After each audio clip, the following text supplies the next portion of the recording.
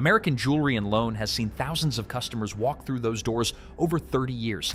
But some people don't just come in with items, they come in with a whole personality that nobody asked for. And somehow every single one of them was shocked when it didn't go their way. Excuse me. Dude, can we get some help at window 1, please? This wasn't even his first incident at this store. He'd already caused a scene once before over interest he didn't want to pay. Look, I'm just trying to get my I got brand new PlayStation 3 up in this bitch. You know what it is. Let me just get my and A brand new PlayStation, a whole lot of volume, and absolutely zero patience for a line that every single other person respected. I'm saying I'm in line. What the Hey, stop yelling. What the are you yelling I'm just about? saying I want you to be able to hear me through this window. Said he was yelling so the staff could hear him through the window. Sir, they can hear you. The entire block can hear you. Let me calm down. Yeah, calm down. Now, give me your pawn ticket. All right. First, he didn't want to pay the interest on his game system. Les decided to just process it and get this man out of everyone's hair as fast as humanly possible. That plan backfired. Here you have it. Take this over to the brown counter. We'll take care of it. He's making too much commotion. So I take his money. Les went to the back himself to get it personally for a man who'd been screaming at his staff 2 minutes earlier. What I'm saying. That's what I'm saying. VIP treatment, baby. There you go. I'ma just look. Got all my connecting devices. Called it VIP treatment out loud and genuinely meant it. Everything was fine for about 11 seconds, and then it wasn't. What's the wrong one right here? Whose is it?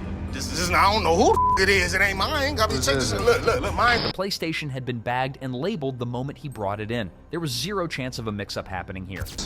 The minute he brought it in, we bagged it and labeled it. There's no question, this is his game system. Les had the receipts, literally. But this guy had already decided what he believed, and no label was changing that today. PlayStation 3. What you That talking is about? yours, sir. Bro, you gonna straight up play me like that? What y'all gonna run me?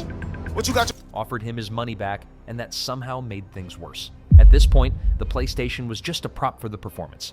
You gotta leave out this bitch sooner or later. Y'all better bring me my PlayStation 3. Don't ever.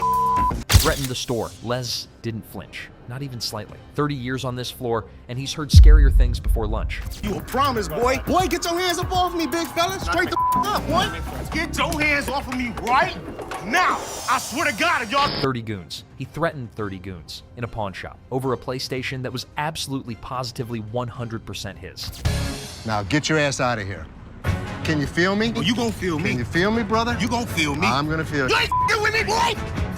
Les had hit his absolute limit, and when Les hits that point, there is no negotiating, no reasoning, and no second chances left. In hundreds of thousands of dollars of business.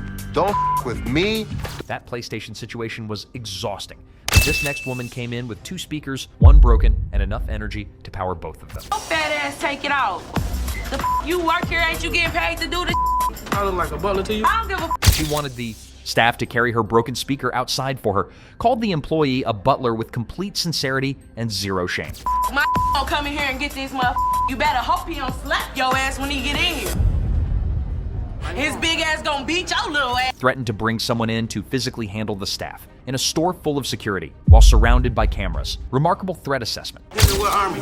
Motherfucker, come from behind this counter. Oh, I come back there. How the f you get back there?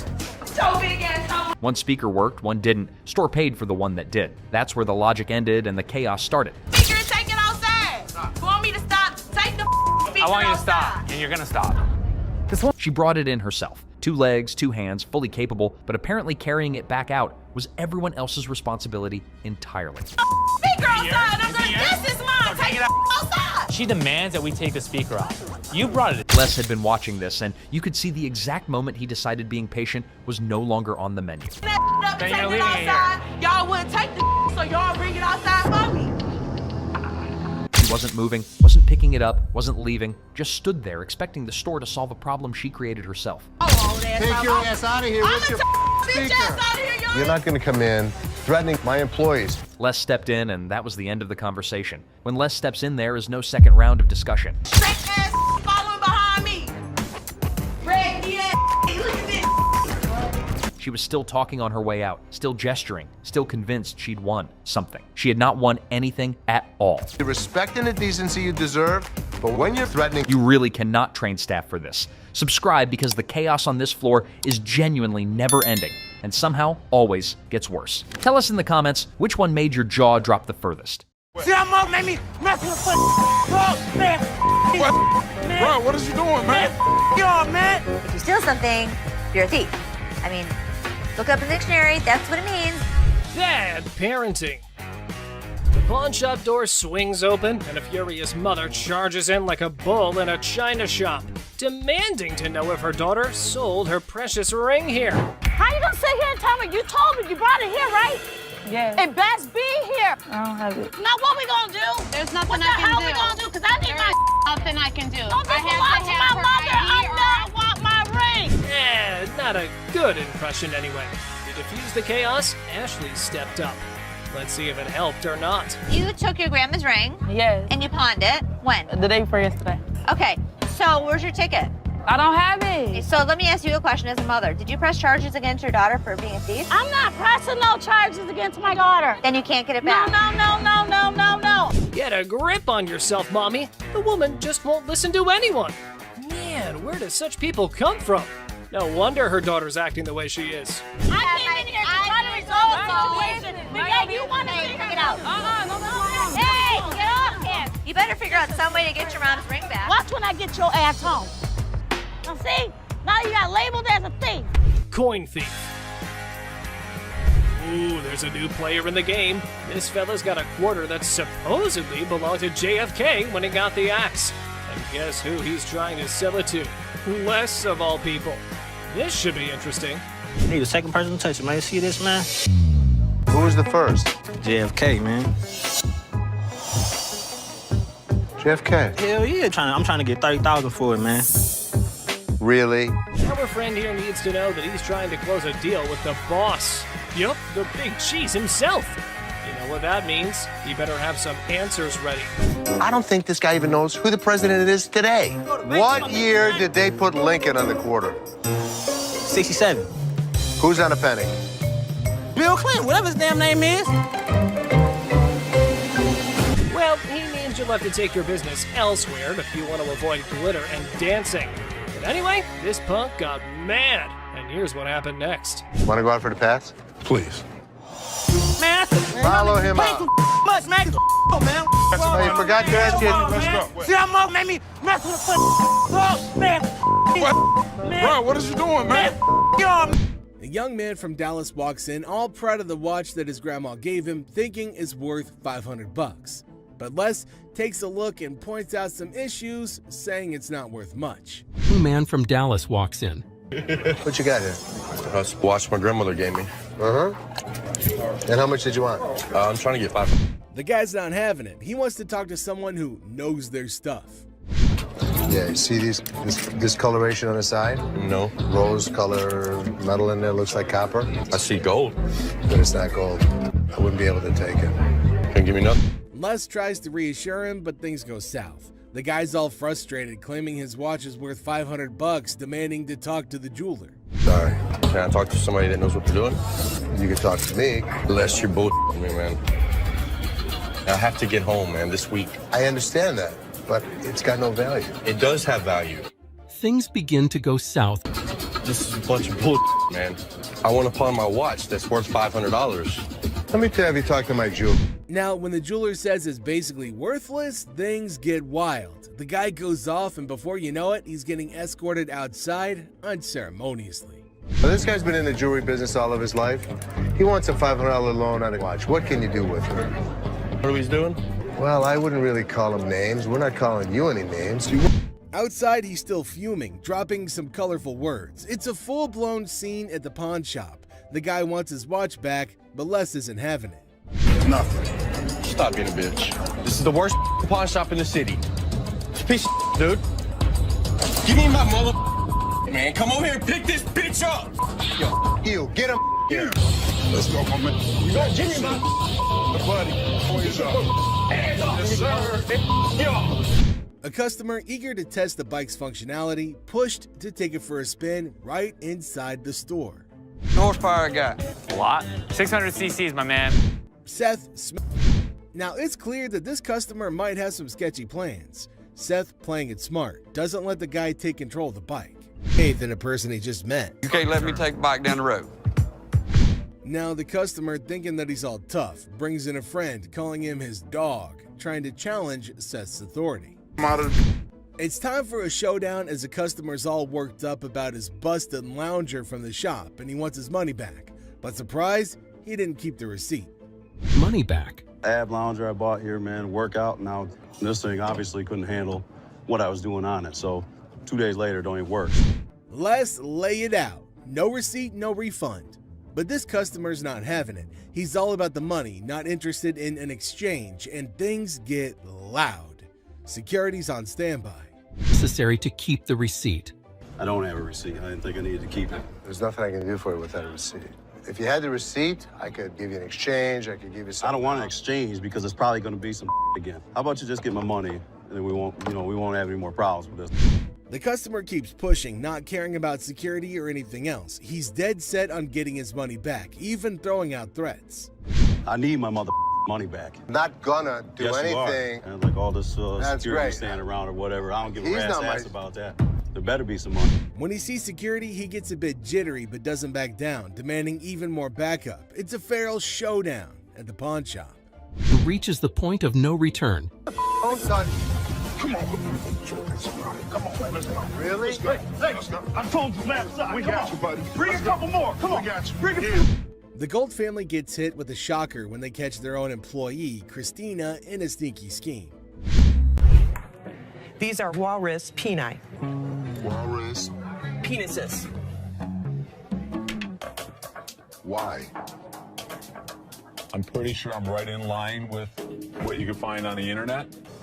$600 each for those, and $600 for them. There is no way I would take less than $500 for those apiece. Correct. Just wouldn't do it. Let me just go look. Two customers come in with some of the weirdest items you'll ever see on the show. Les has to take a second to understand what he's dealing with. Yeah, you're 100% right. How the hell did you know about that? Holy Bob. He's really proficient in anything that's hard. Yeah, I mean, this is it. My guy knows about these things. Right. Make us an offer. Thank you so much. Thanks for coming in. Bob is an expert on all sorts of things, including the reproductive parts of a male walrus, for some reason. The expert really saved Les a lot of money with his odd knowledge. Skull of an elephant. Really? It's very unusual. It's very unusual. How did you get it? My best friend had it, passed away, and I inherited this one. It's where the tusks were. I understand that. It came from Africa? Yeah, right. Well, I So- can promise you nobody's ever brought in an elephant skull, ever. That I can Little tell you. unique. How about 500? Nope. 500, I'll take it back. Throw it in my family room, even though my wife don't want it there. How about 12? How about 5,000. That's as low as I'm gonna go. It's definitely elephant season for Les, but will he be inclined to own this piece of an African elephant? Let me talk to my elephant expert. Africans are more expensive than the Asian ones. Africans are... So you don't really want to lug it back home, do you? No, I don't. So 600, 700. I believe he'll put it in his own personal collection. It'll have a decent home. You are? Thank you. 51, 2, 3, 4, 5, 6, and 7. Thank you. Thank you. Les consults with his expert, and then he uses that advice to close down a good deal for the pawn shop. Robert Ashley, the deal expert, finds a customer with a car seat missing its base. Can Ashley make a deal, or will it turn into a funny situation? Ashley faces a funny moment. A customer wanted a Chilla scarf, but it's really just a bunny. Get ready for a wild time. So in walks this dude looking like he just stepped out of a heavy metal concert. Tattoos everywhere, face carved up like he had a disagreement with a razor blade. He's all like, hey, call me the devil. Seriously? Who does that? But hey, anyway, nice to meet you, Lucifer. Then he drops this bombshell. He's 2,500 years old. Seth's like, dude, you got me beat. Finally, someone older than my dad. But here's the kicker. He wants to swap his gold for some cash. Says money's the root of all evil. Yeah, buddy, you're really living the stereotype. 2,500 years old. Great. I finally got to meet somebody that's older than my dad. So how can I help you today? I want to get rid of this gold. Money's the root of all evil. This guy might take the cake for the weirdest guy that has ever walked through the store. How much you want? I could have gotten $650 for this stuff if I melted it down and sold it to my refinery. How about $500? Can't do it. It's $50 profit in this thing. So they're haggling. Seth offers $650, he wants $610, and they're dancing around like it's a satanic tango. But alas, the devil doesn't always get what he wants. Cue the sad violin. I guess we don't have a deal. So there Seth is, trying to make a deal with the devil. And he's all like, I want cash for my gold, and Seth's thinking, sure buddy, let me just grab my holy water. But seriously, with the negotiation, Seth offers him $650, he wants $610, and they're doing the demonic dance of the dollars. But in the end, no dice. No deal with the Prince of Darkness today, folks. Sorry, Satan. Maybe next time, bring a better pitchfork. Ashley introduces herself in a bubbly tone. Now Nana barges in, claiming that she was promised $400 for her 3-carat diamond earrings. She accuses Nicole of lying about the offer. Ashley Nana's outburst intensifies and she demands respect while causing a scene. Ashley calls for her removal, leading to a heated exchange. Nana storms out, hurling insults and leaving everybody exasperated. How are you? I'm doing okay. What can I help you with? Either trying to get a loan on it or you guys can buy it. Trying to sell it for maybe like once. The certificate and everything is in there. And the bag costs actually way more than that. Well, if you can tell, it's actually stained. Okay. All through here. I'm trying to sell it for $150 or get a loan for $75 instead of the $50. Dealer Ashley is in the middle of a purse negotiation. Now she's trying to bargain her way through it, but it seems like she's hitting some roadblocks. The bag might be worth more, but it's stained. Now the dealer's not budging, despite the customer's attempts to reason. It's like watching a standoff at the OK Corral, but with handbags instead of firearms. It costs way more than this. Okay, but I'm not going to pay you for the amount that you think it's worth because it's stained. This is not one of the newer ones. This is not this season. I know about purses. Can I get some? My pepperoni-looking ass. Pepperoni ass? I don't even know what that means. Did she take a look at her own ass? Can I get somebody else? Now, things are getting pretty spicy. The customer isn't backing down, throwing out some colorful language and asking to talk to somebody else, maybe hoping for a more favorable deal. Now Ashley's standing firm, not letting the pepperoni insults get to her. It's a battle of wills over a bag, and nobody's giving an inch. Can't blame a girl for trying, though. Somebody else? Why do I have to talk to you? Because You disrespectful. I'm disrespectful and you call me a pepperoni ass? Ugly ass bitch. Can I talk to the owner? I'm the owner. You're not the owner. The owner is the other man. You must have. How you get here? You your way to the top.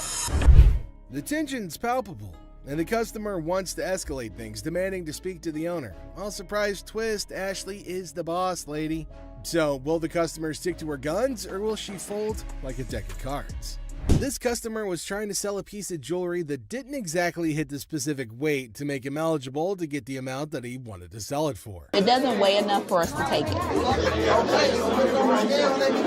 Ain't no gravity in my... That's a pretty bold request that he's made, especially to an employee of said store. He wants me to take my jewelry off and put it with his so I can give him more than $5. $5. I'm sorry. That's all we can go. We're just not interested. $5. We're not interested. Before he can hold everyone else up, Les manages to get him away from the window. Thank you. So I can't get nothing for it? Nah. Ain't nothing gonna work? We're not interested. Ain't nothing go with it. I don't know what else you got to go with it. I ain't got nothing to go with. I'm asking y'all for something to go with it. Instead of just getting out of the store after all their business is over, this man decided to take a seat in one of the chairs in the store, which is a big no-no. No, he can go. I can't get a little bit from that. Hold on, man. Since he was being quite irrational, they decided to carry him out of the store, screaming and kicking. Can't get what I'm getting for. That's bull. That's bull. Let's go for game. Beth is used to loud and rude customers, but this is the first time a customer tries to flirt with him. It throws Seth off balance for a second, but he proves that he's a businessman to the bone. What's your name again? I'm Seth. Oh, you cute. Yeah. Focus. Let me see your ring. Are you married? I'm good. That mean you're married? I'm good. Seth gives the woman his offer for her items, and she replies with an interesting counteroffer. Neither Seth nor Rich are willing to take up her offer, but Seth might know someone who will at least consider it. You want to taste it, Rich? I'm good. Rich, you just offered. Dude, listen, I wouldn't move in on your action. Hey, Rick. Would you suck on that pacifier for 20 bucks? Rick reluctantly rejects the earlier offer, but Seth raises the stakes and makes an offer his employee can't resist. Everyone enjoyed that, even Rick, especially Rick. I'll buy you lunch for the week.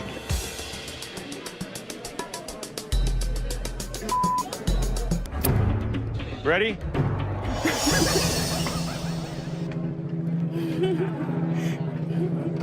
Seth closes a deal with the pacifier-sucking lady, and we can all agree that he made the best of the deal in every way. Would you suck it for 20 bucks? So 300. Sure. You want to do it? Great.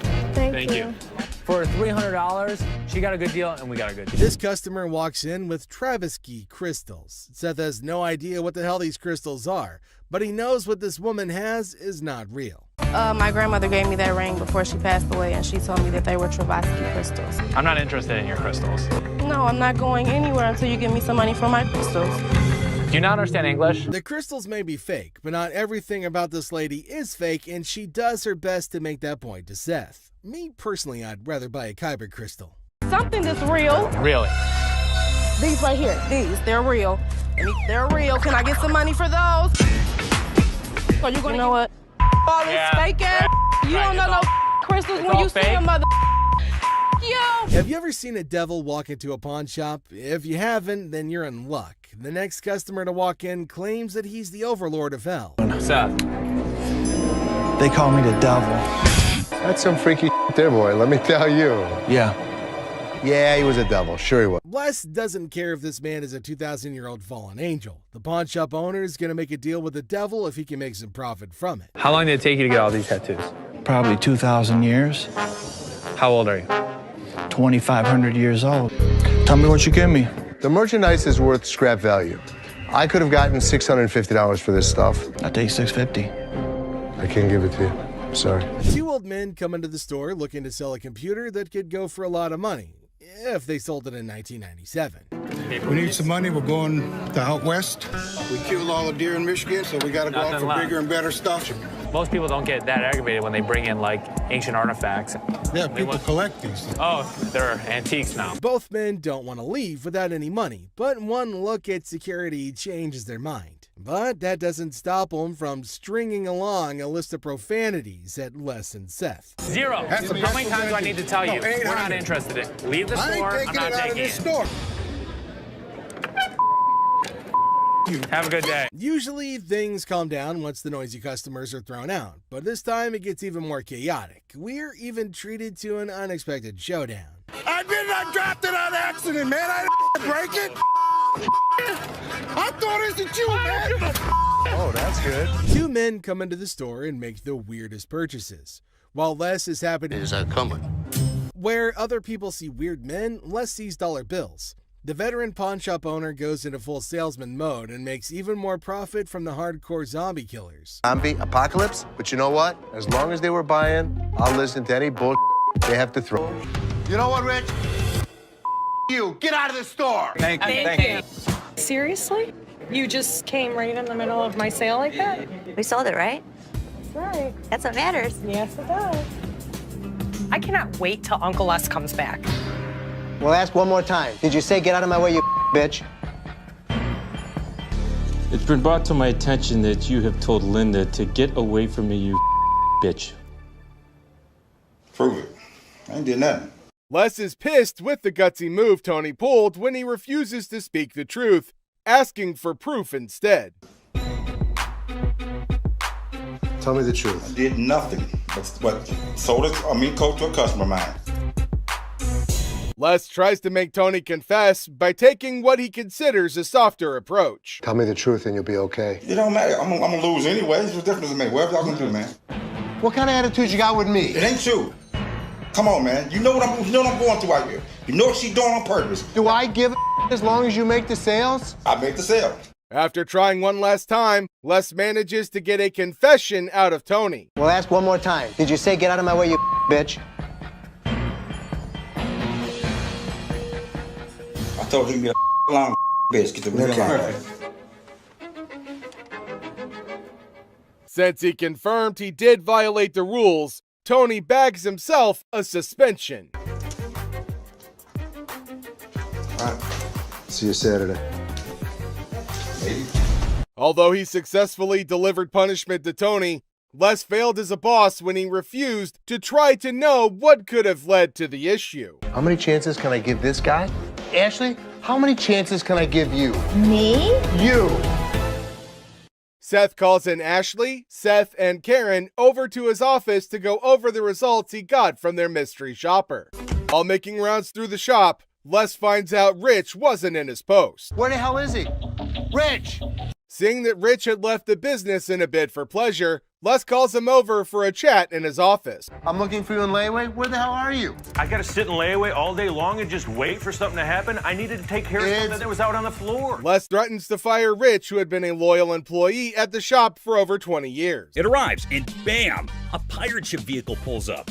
Believe it or not, folks, pirate ships are real. How cool is that? Shiver me timbers. Let's dig into more detail.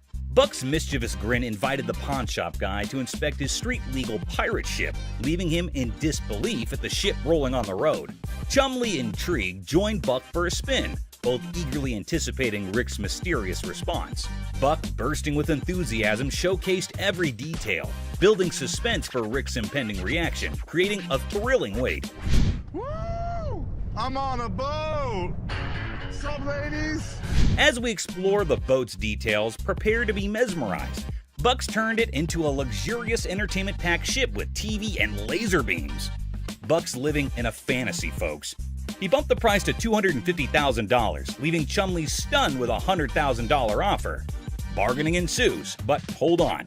Rick's entering the scene. Things are about to get even more interesting, don't you think?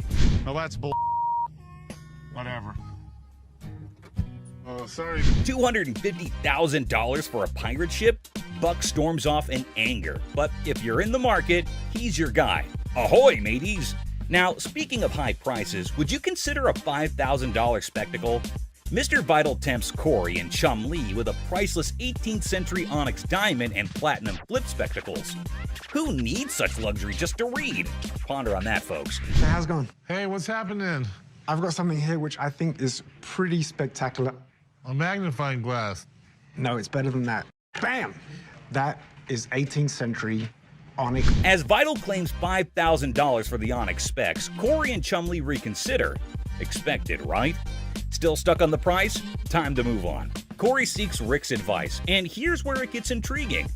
Rick's jewelry expertise makes Vital's price take a U-turn, slamming down from $5,000 to a mysterious $700. Wonder what Rick knows. Probably 1920s, the whole Art Deco style. This was what was popular during the time period. Spectacles were probably first invented in the 13th century. This made Vital get really disappointed. Actually, that disappointment is acceptable, isn't it? The bargaining continued, and at last, at $850, Rick walked away as Vital stood disheartened. Does this help Rick or Corey or Chumlee to negotiate better? Cheers. Thanks. You sure about that? Yeah, I'm sure. All right, I'll meet you down over here at the counter. All right, appreciate it. Antiques.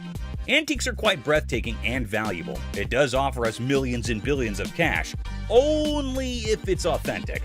Let's meet a guy who tries to sell a fake 1888 Perseus and Pegasus statue by Emily Pacall. Who isn't fascinated by the great Greek mythology? The fables and morals are indeed captivating.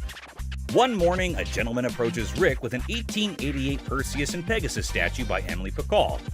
Rick is astounded in seeing that artifact and claimed that if that's an original, it is indeed worth thousands.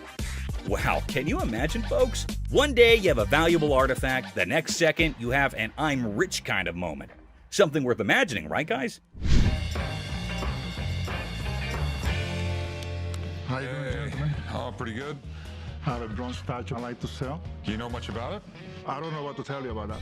The man listens patiently to Rick's captivating mythology theories and facts. Moments of calmness pass, but then the atmosphere shifts. Rick drops a bombshell. The artifact isn't an original, but a recast. Things escalate before you can guess, and even security hovers on the edge.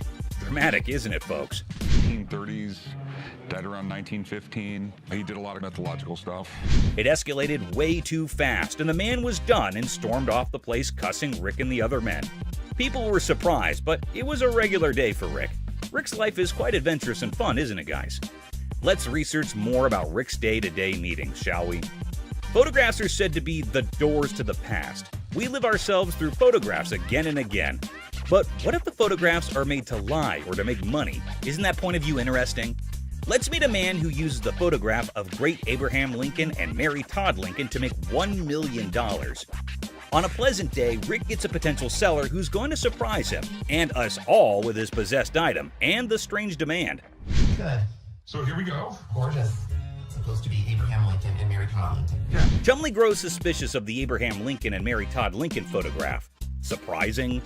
Not really. Rick steps in, emphasizing the need for a master's eye before sealing the deal.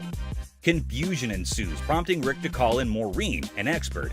Maureen declares the photo illegitimate, sparking tension between Rick and the seller. Spicy, right? Now, the absurd unfolds. The seller demands a whopping $1 million for the photograph, leaving the crew and us, the audience, utterly speechless. The man has left us hanging. What's really going on here? In 10 years. Honest to God. I know, you think this is worth $1 million? Isn't that correct, guys? Anyways, Rick didn't encourage the guy, which led to the repercussions between them. He took the big leap and faded away from the scene of action. Is greed an important factor in this, or are the sellers genuine in their prices? A lesson for you guys. One shouldn't be dumb enough to be this greedy. So this dude walks in, right? And he brings in some equipment, no beating around the bush, and straight up expects a cool $100 for it. Can you believe that? Like, I'm trying to get at least $100 for it. $100? Yeah. I won't even be able to sell it for. Well, the guy just flat out tells him that there's no way he can cough up $100. So the customer's disappointed, but hey, at least he's keeping his cool, right? So how much can you give me, man? $20? Well, we're clueless about what this dude's gonna pull off next. But hold up. Seth comes swooping in to handle the situation like a boss. Let's see how he tackles it. Sitting on the back? Do you know what it is? It don't matter how many you sitting on in the back. Because then I can't. Well, things are seriously heating up, and it's turning into a real mess. Seth tries to talk some sense into the guy, but he's just not cooperating. And instead, he's shouting like there's no tomorrow. Dollars for this. You paid $200 for that, I overheard? Yeah, I mean, really, you paid $200. So Seth breaks it down for him, saying it's not even worth $100. But this dude is now causing a scene, making a big fuss that's grabbing everyone's attention, to be honest. I'm trying to get money for it. I've been waiting in this line for an hour. I need more than two. This guy seriously needs to calm down. He's dropping way too many curse words. And honestly, it's gonna be his one-way ticket out of the shop. That's when Les steps in to take charge. Let's see how that plays out. You gonna do old man? Who you calling old mother? Old man? No way, he actually said that? Like seriously, what the heck? This guy just keeps digging his own grave, making the situation even worse for himself. Brace yourself, because what he does next is gonna leave you absolutely stunned. Really, mother? I got this. I got it.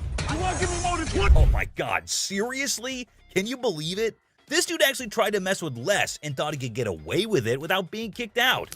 That's some messed up behavior right there. Like, what on earth was he even thinking? Wait for an hour. Really?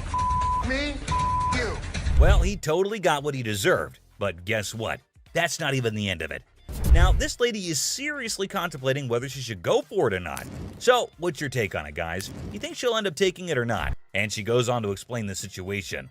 Talk about major agitation right off the bat. This lady is seriously caught off guard and maybe just can't handle the fact that it's not a gift card. And well, she's getting a bit too aggressive, folks. You know, the kind that usually gets shown the door and tossed out of the shop. Props to Ashley for still trying to explain things calmly and patiently. Where do you see a swipe thing on this? Do you see a Someone needs to rein in this woman because the way she's throwing a fit over a gift card is seriously ridiculous. I mean, does she not even realize how foolish she looks?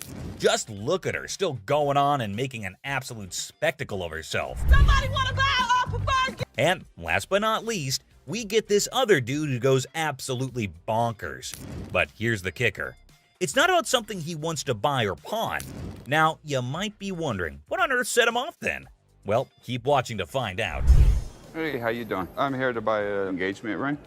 So, no kidding, this guy is actually here to buy an engagement ring. Whoa, that's some exciting news, isn't it? Les coolly presents a selection of engagement rings, and you'd think everything would go smoothly, right? Well, except for the blaring car horns outside, because of course, nothing can be too easy.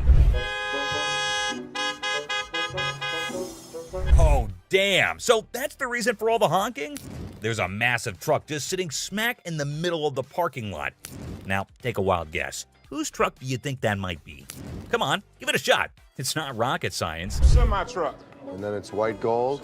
That's me. Sir, can you... Ding, ding, ding. It's none other than this guy. So Les politely requests him to move his truck from there. And what do you think his response was? Find your place to park? Oh, man, come on now. I'm in a hurry. I can't be moving my truck in this. Yikes, did he seriously say that? I mean, how do some people not have basic common sense? Did he genuinely think he was doing the right thing? Les is clearly not putting up with it, and you could totally see that. You don't have an option. You have to move your truck. I'll be more than happy to show you. Can you believe this guy had the nerve to straight up say no? Well, let me tell you, things are about to take a turn for the worse for him. But just when he thought he couldn't dig himself any deeper, he goes ahead and proves you wrong. Why are you so rude? I'm not moving the damn truck. Byron, take over. Well, obviously he's about to get kicked out, and trust me, you gotta watch this. It's absolutely hilarious. Move the truck. Come on, man. That's wrong, bro. Next time, parking on the freeway. This dude should be totally embarrassed about his behavior. And oh boy, he didn't stop there. He just kept on going. And the last straw was this. Move your truck! These two guys roll up to the pawn shop claiming they got hustled out of their laptops and dropping hints that a shop employee might be in on it. Stuff back. There's two guys out here that are saying they were scammed out of their laptops. Les, the big boss, gets called in to handle this mess. As the duo spills their story, turns out they handed their laptops to some lady outside the shop, lured in by the promise of cash and laptop return. Tell me. She pawned 2 of our laptops, and she told us she was gonna give us the money and the laptops back because she knew somebody. Les is legit shocked. These guys expecting help after a sketchy deal? Nah, no way. You can see it on his face. Neither. Okay, wait, you pawned something? Yes, she had the ticket. When did you pawn it? Today.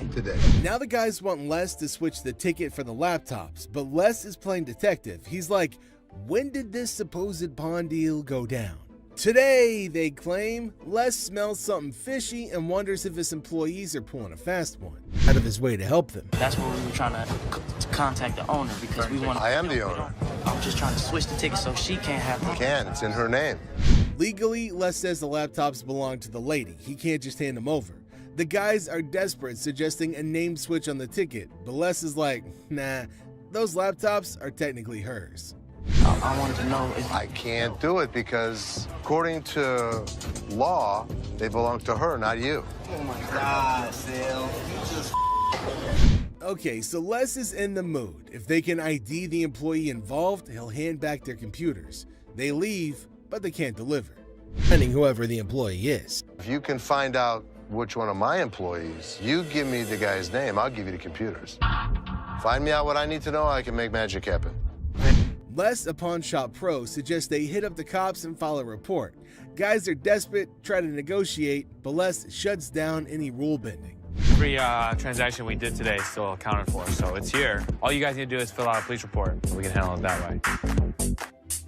Les shuts down any notion of bending the rules, highlighting that their laptops belong to the lady.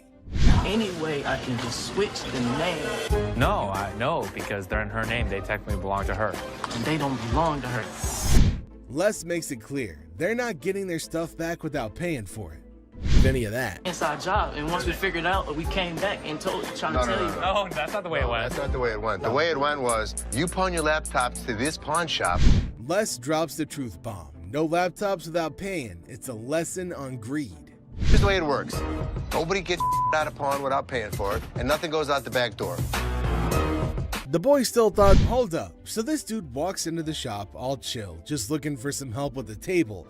But out of nowhere, he switches to R-rated mode, throwing around some colorful language. Let me lay on this mother. This is a sex table? Damn, I'll get some on this mother. boy. Come on, Ashley, man. Les isn't having any of it. Bitch. That's what I've been screaming for. Come here.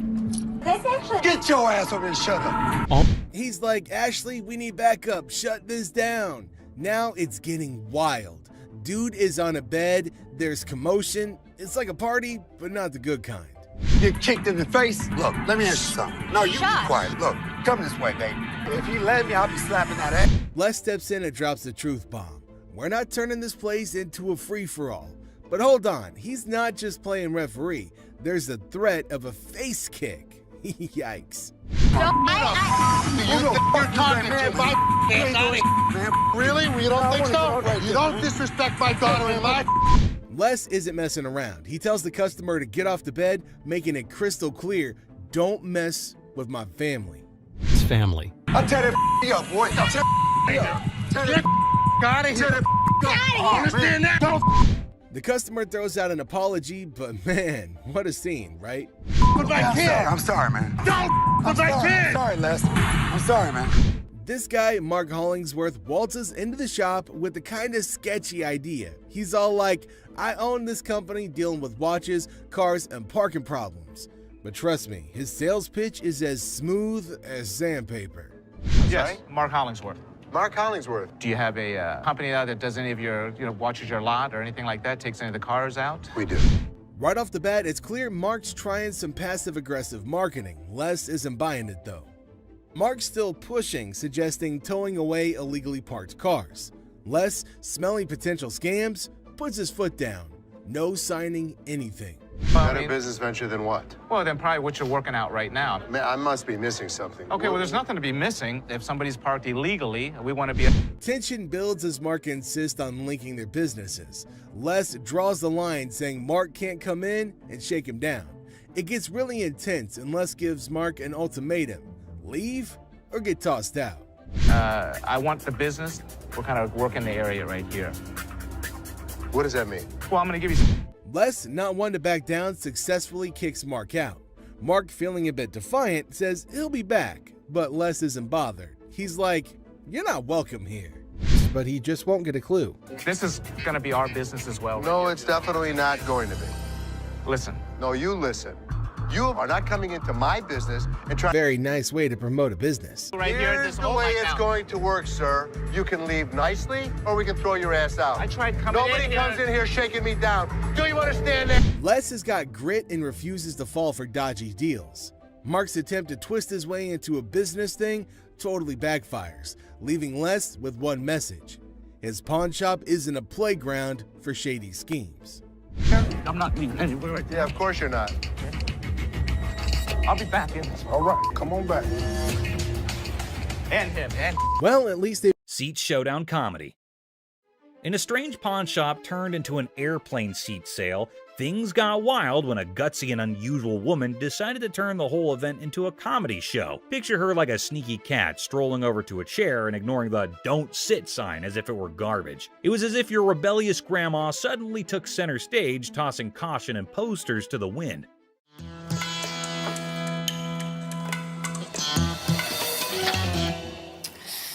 Then in comes the lady running the shop, armed with politeness and a simple request for the lady to give up the seat.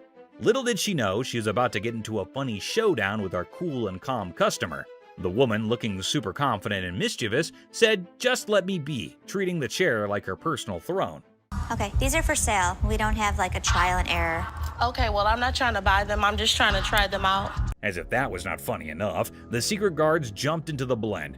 The shopkeeper, determined to bring order back, tried nicely to get the bold woman out of her comfy spot. But our fearless main character was not having it, bravely declaring, "You cannot make me move." And what you can do is leave me the alone. Okay. Yeah. Then comes the guard trying to lift her off the seat. Suddenly, there's a big scene. The woman, now a pro at making a show, indicted the guard of bothering her and indeed threw in the surprise of claiming it was sexual harassment. The pawn shop turned into a stage for a solo performance, with our main character making up the script on the spot. No, thank you. You No, you can get your hand off. Get your hands off of me. Get your hands off. But the comedy did not stop there. Wanting to leave with a bang, our leading lady dramatically fell to the bottom. blaming the confused guard for pushing her. The shop, once a place for buying and selling, turned into a theater for a funny play where reality and silliness conflicted in the most hilarious way. Girl, you pushed me! Did I touch you? And just like that, the woman in the pawn shop left everyone. Guards, shopkeeper, and onlookers scratching their heads, wondering if they had just witnessed the craziest pawn shop show ever. I'm not going anywhere. Do whatever you want. And we can have a staring contest. Joe Sofa Saga. In a pawn shop full of weird and wonderful things, a guy named Joe was on a mission for the perfect SETI. The man was on a tight budget, but his bullishness was as high as his hopes of chancing a hidden treasure among the fine furniture. Well, here's the deal. I just moved from New Jersey, my wife and I. We just bought a house, and she sent me here. She said, see what you can pick up. Perfect. Let's find some. He spotted a couch that looked like it had been through a lot. The man with a hopeful look asked the shopkeeper if they could clean it before he bought it. Little did the man know, this couch had a history. Spills, stains, and all sorts of weird stuff. The shopkeeper, trying not to burst into laughter, convinced the man it was a great deal without mentioning the hidden surprises. So inexpensive, right? Really? Yeah. I gotta tell you, man, that's nasty. Not giving up, the man confidently sat on the couch, comparing the dirt on it to his shoes. I'll tell you what, my shoes are cleaner than this couch. Then don't buy it. With a serious face, he said, I'm pretty sure my shoes are cleaner than this thing. He even tried to make a deal, $200 for the not-so-great couch. $397.77. Really? Well, I only got $200. It was a deal only Joe could find reasonable in the world of craziness. The real laughter started when this man, without thinking much, joked that if the couch were the shopkeeper's daughter, she must be a nasty one. The line between funny and awkward was getting blurry. We had a reupholstered and I gave it to Ashley. Is that right? Yeah. Is that your daughter? That's my daughter. She must be nasty, too. Out of the blue, a guard, called in by the offended shopkeeper, rushed in like a superhero. Joe was lifted off the couch and thrown out of the store, leaving everyone laughing. Yeah. Walk out. Walk out, my man. The pawn shop adventure had ended, but the story of Joe and the not-so-clean couch was sure to be a tale told with giggles and grins for years to come. Yes, sir. I'll go someplace else. That's the dirty D right there, baby. Comic pawn shop confrontation. Okay, a man is coming towards the shop. Wait, what? Is he coming to have something from the pawn shop? The man asking about her daughter means how creepy it is. Hello. I need to pick up some stuff for my daughter. Is it in pawn? Yes, ma'am. Laughter begins. Everyone around is intrigued to know what had happened to this man. Oh, another man entered into the argument. Let's see what would happen. Man accusing the shop owners of stealing.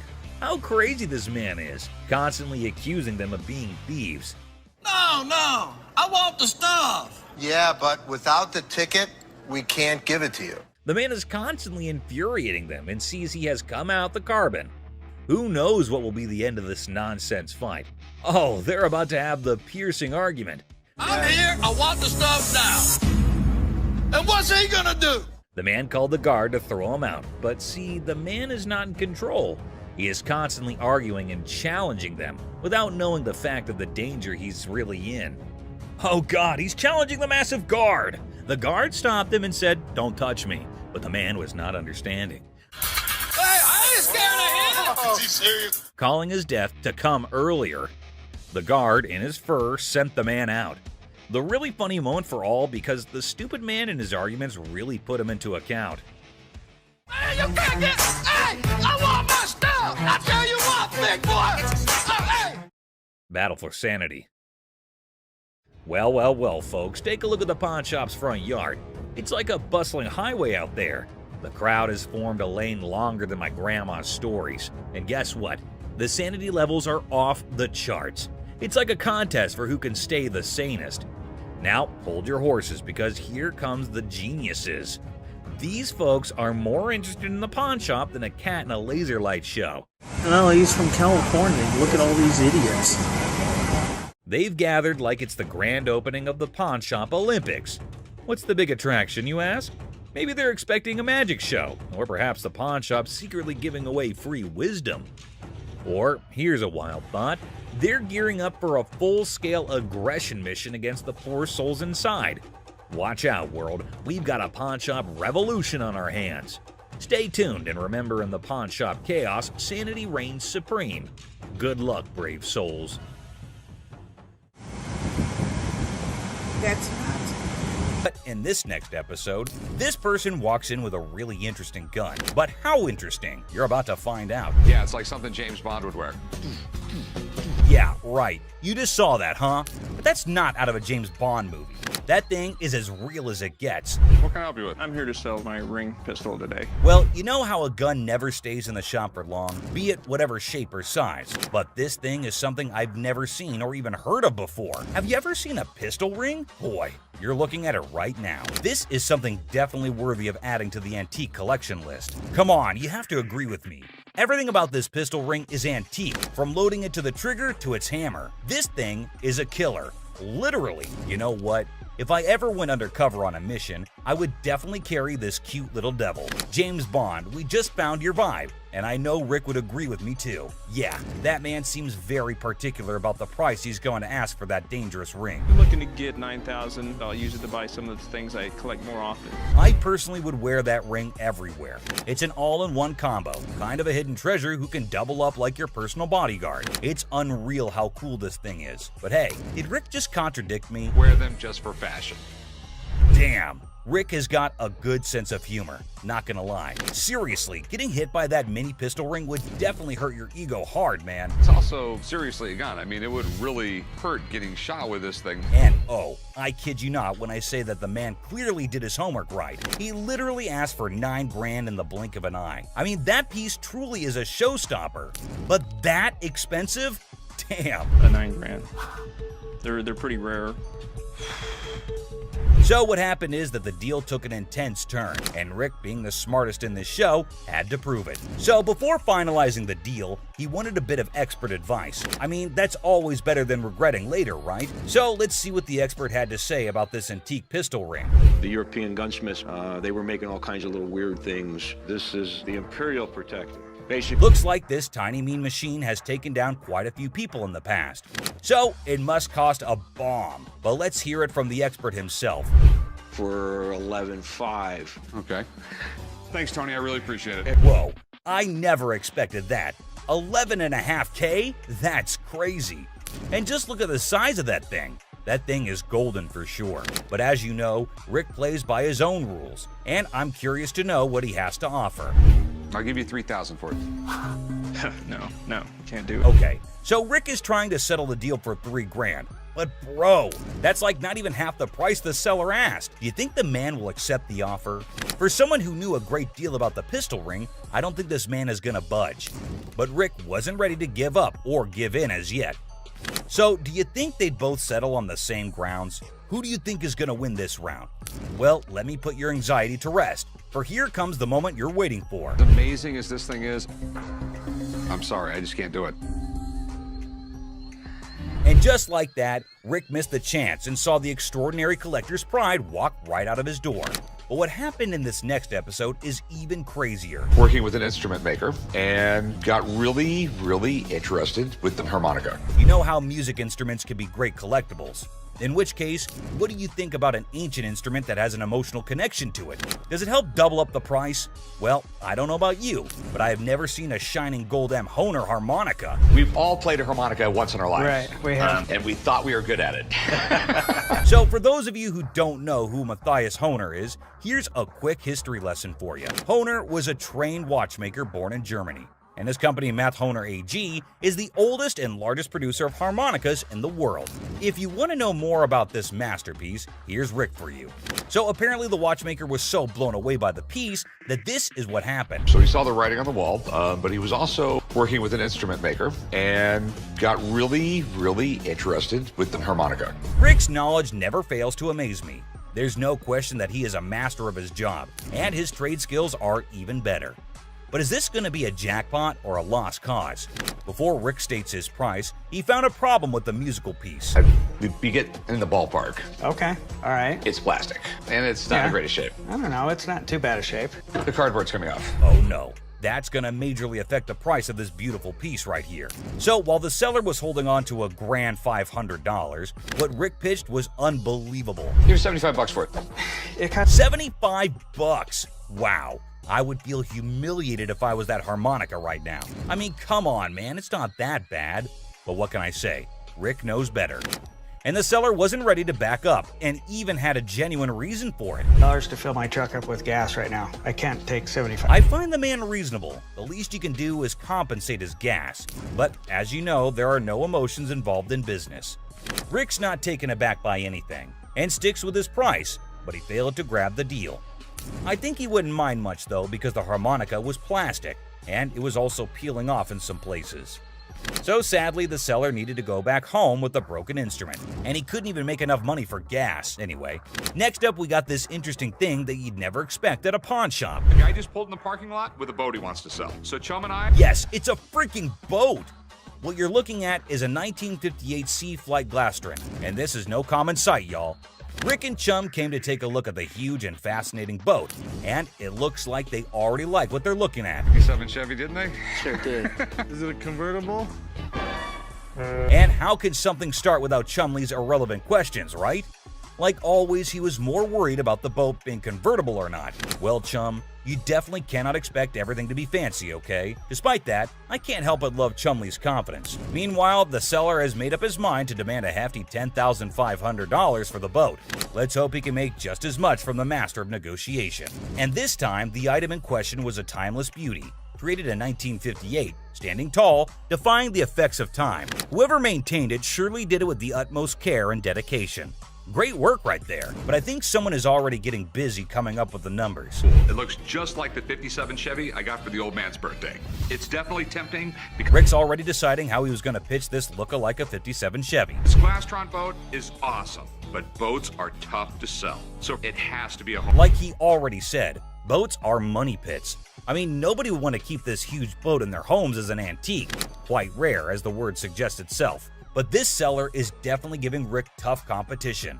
With all that USP knowledge he was throwing about, he came in here ready to face the pawnbroking world. Do you know why? Because it was a little 17-foot boat. No, because it was fiberglass. No more wood boats. Wood boats were moving out. But what happened next was totally unexpected. 10-5. In an unexpected turn, the owner of the boat bravely revealed a startling price tag, $10,500.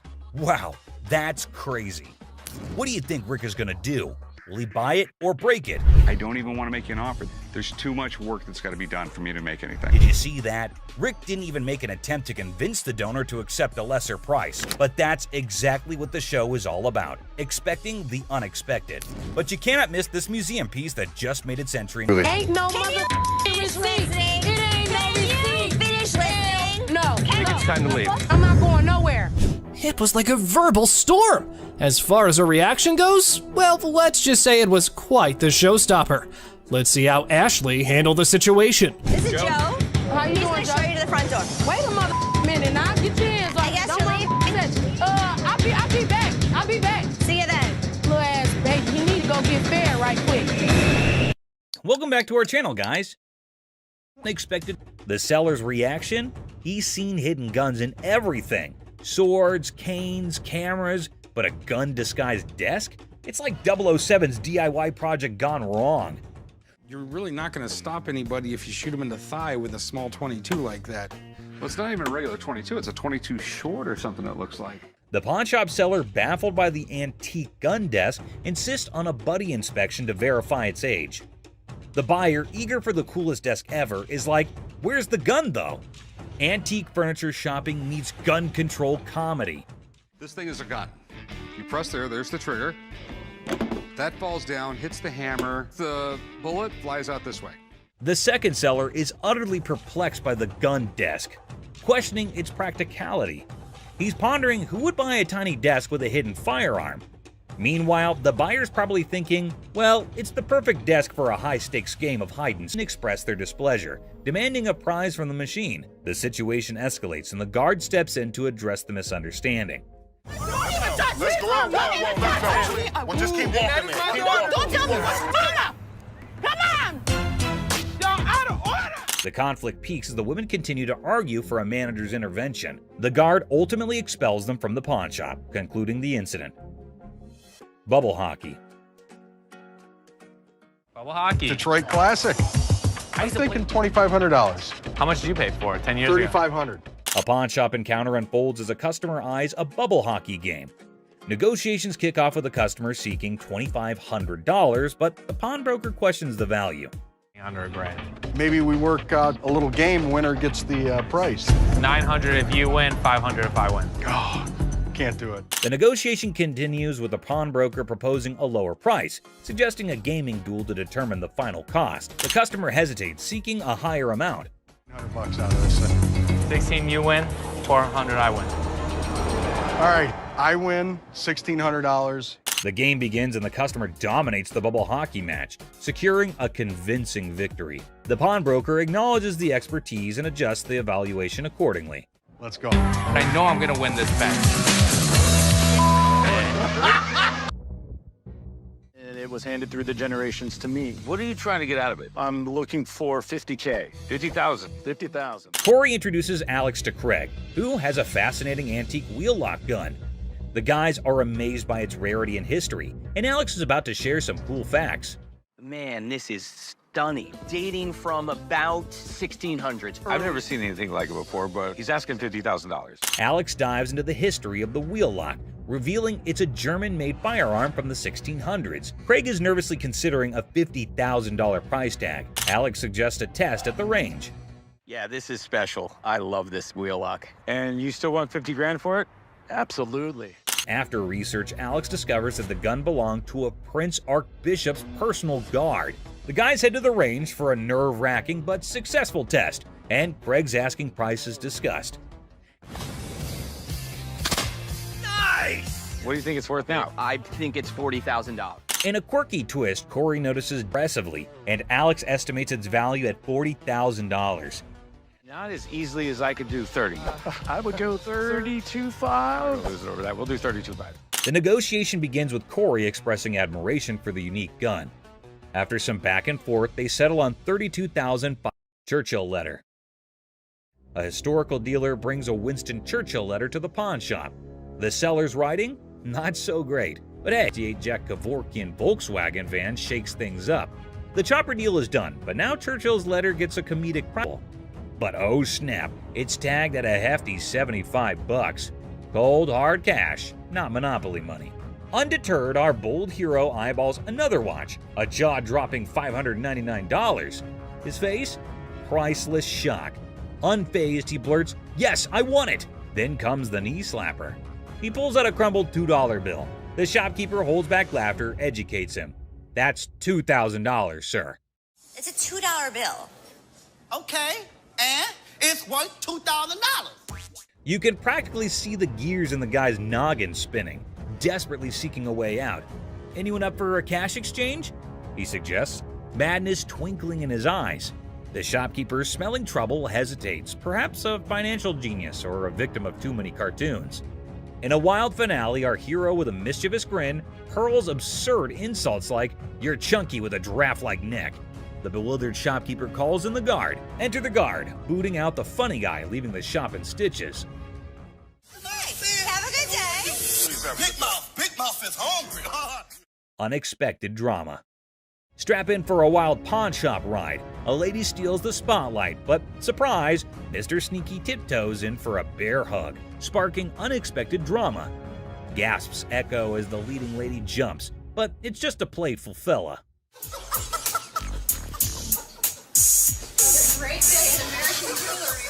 Laughter erupts. Who knew a pawn shop could be a comedy club? In this 6-second snippet, the pawn shop transforms into a stage for unexpected antics, surprising and delighting in this unlikely comedy setting. In the chaotic shop hustle, a dude flaunts a watch that could fund a small country. The shopkeeper, hungry for a bargain, attempts a haggling dance. But Mr. Watch Wizard wants stacks on stacks. I came over to sell a beautiful watch. Okay? Tell me a little about it. Cue the dramatic moment as the shopkeeper grabs him, yelling, "Hold up, time traveler!" Suspense builds as they investigate. Is it legit or a fancy imposter? Get ready for the ticking truth. So can you come back in about an hour? No problem. Perfect. I'll see you in about an hour. Thank you. Picture our man playing Sherlock, sneakily starting the girl checking the watch. Instead of screams, laughter erupts. A mischievous symphony until the fun police arrive. An authoritative figure sternly commands, "Stop right there." Giggles turn into awkward coughs. Lesson learned. Messing with the timepiece police is no joke. They keep the watch world in comedy. Irony emerges as Mark persists, unaware of the futility of his attempts to sway the determined owner. The owner bluntly pointing dramatically at his broken workout thing. It's so messed up. I swear it's doing reverse squats by itself. The shopkeeper squinting at the wreckage, deadpan. Reverse squats, huh? Must be the newest gym craze.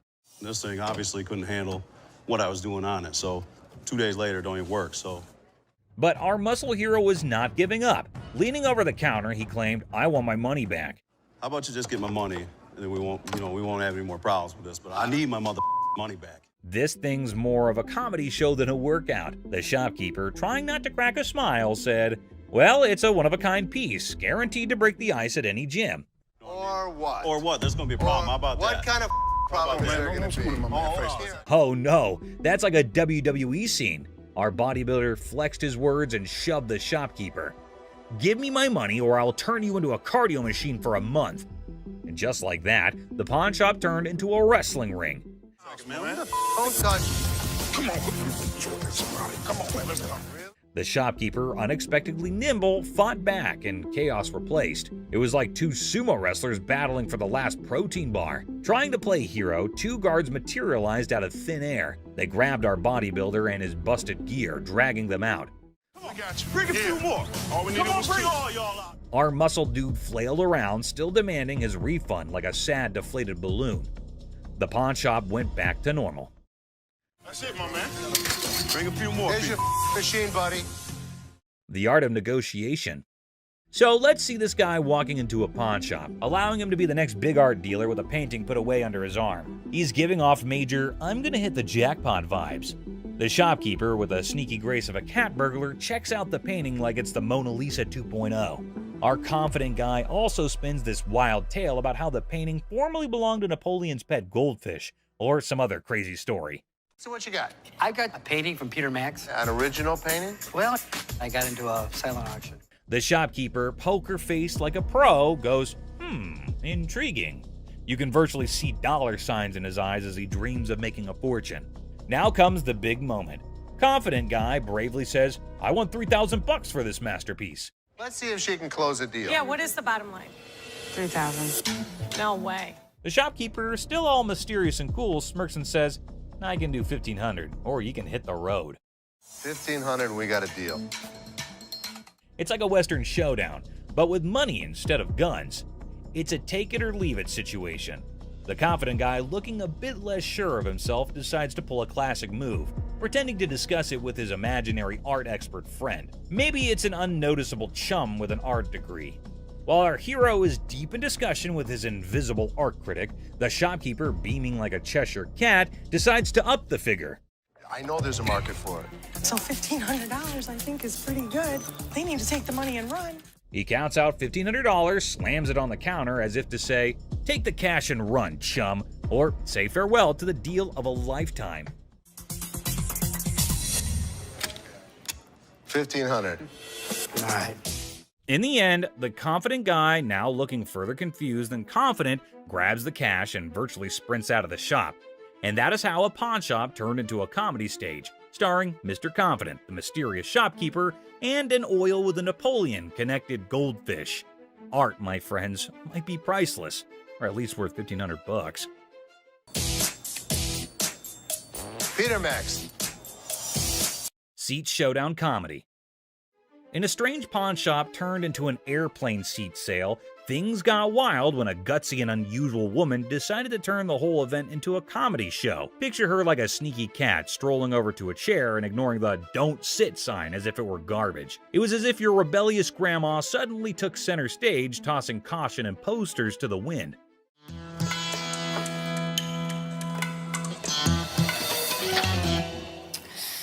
Then in comes the lady running the shop, armed with politeness and a simple request for the lady to give up the seat. Little did she know she was about to get into a funny showdown with our cool and calm customer. The woman, looking super confident and mischievous, said, "Just let me be," treating the chair like her personal throne. Okay, these are for sale. We don't have like a trial and error.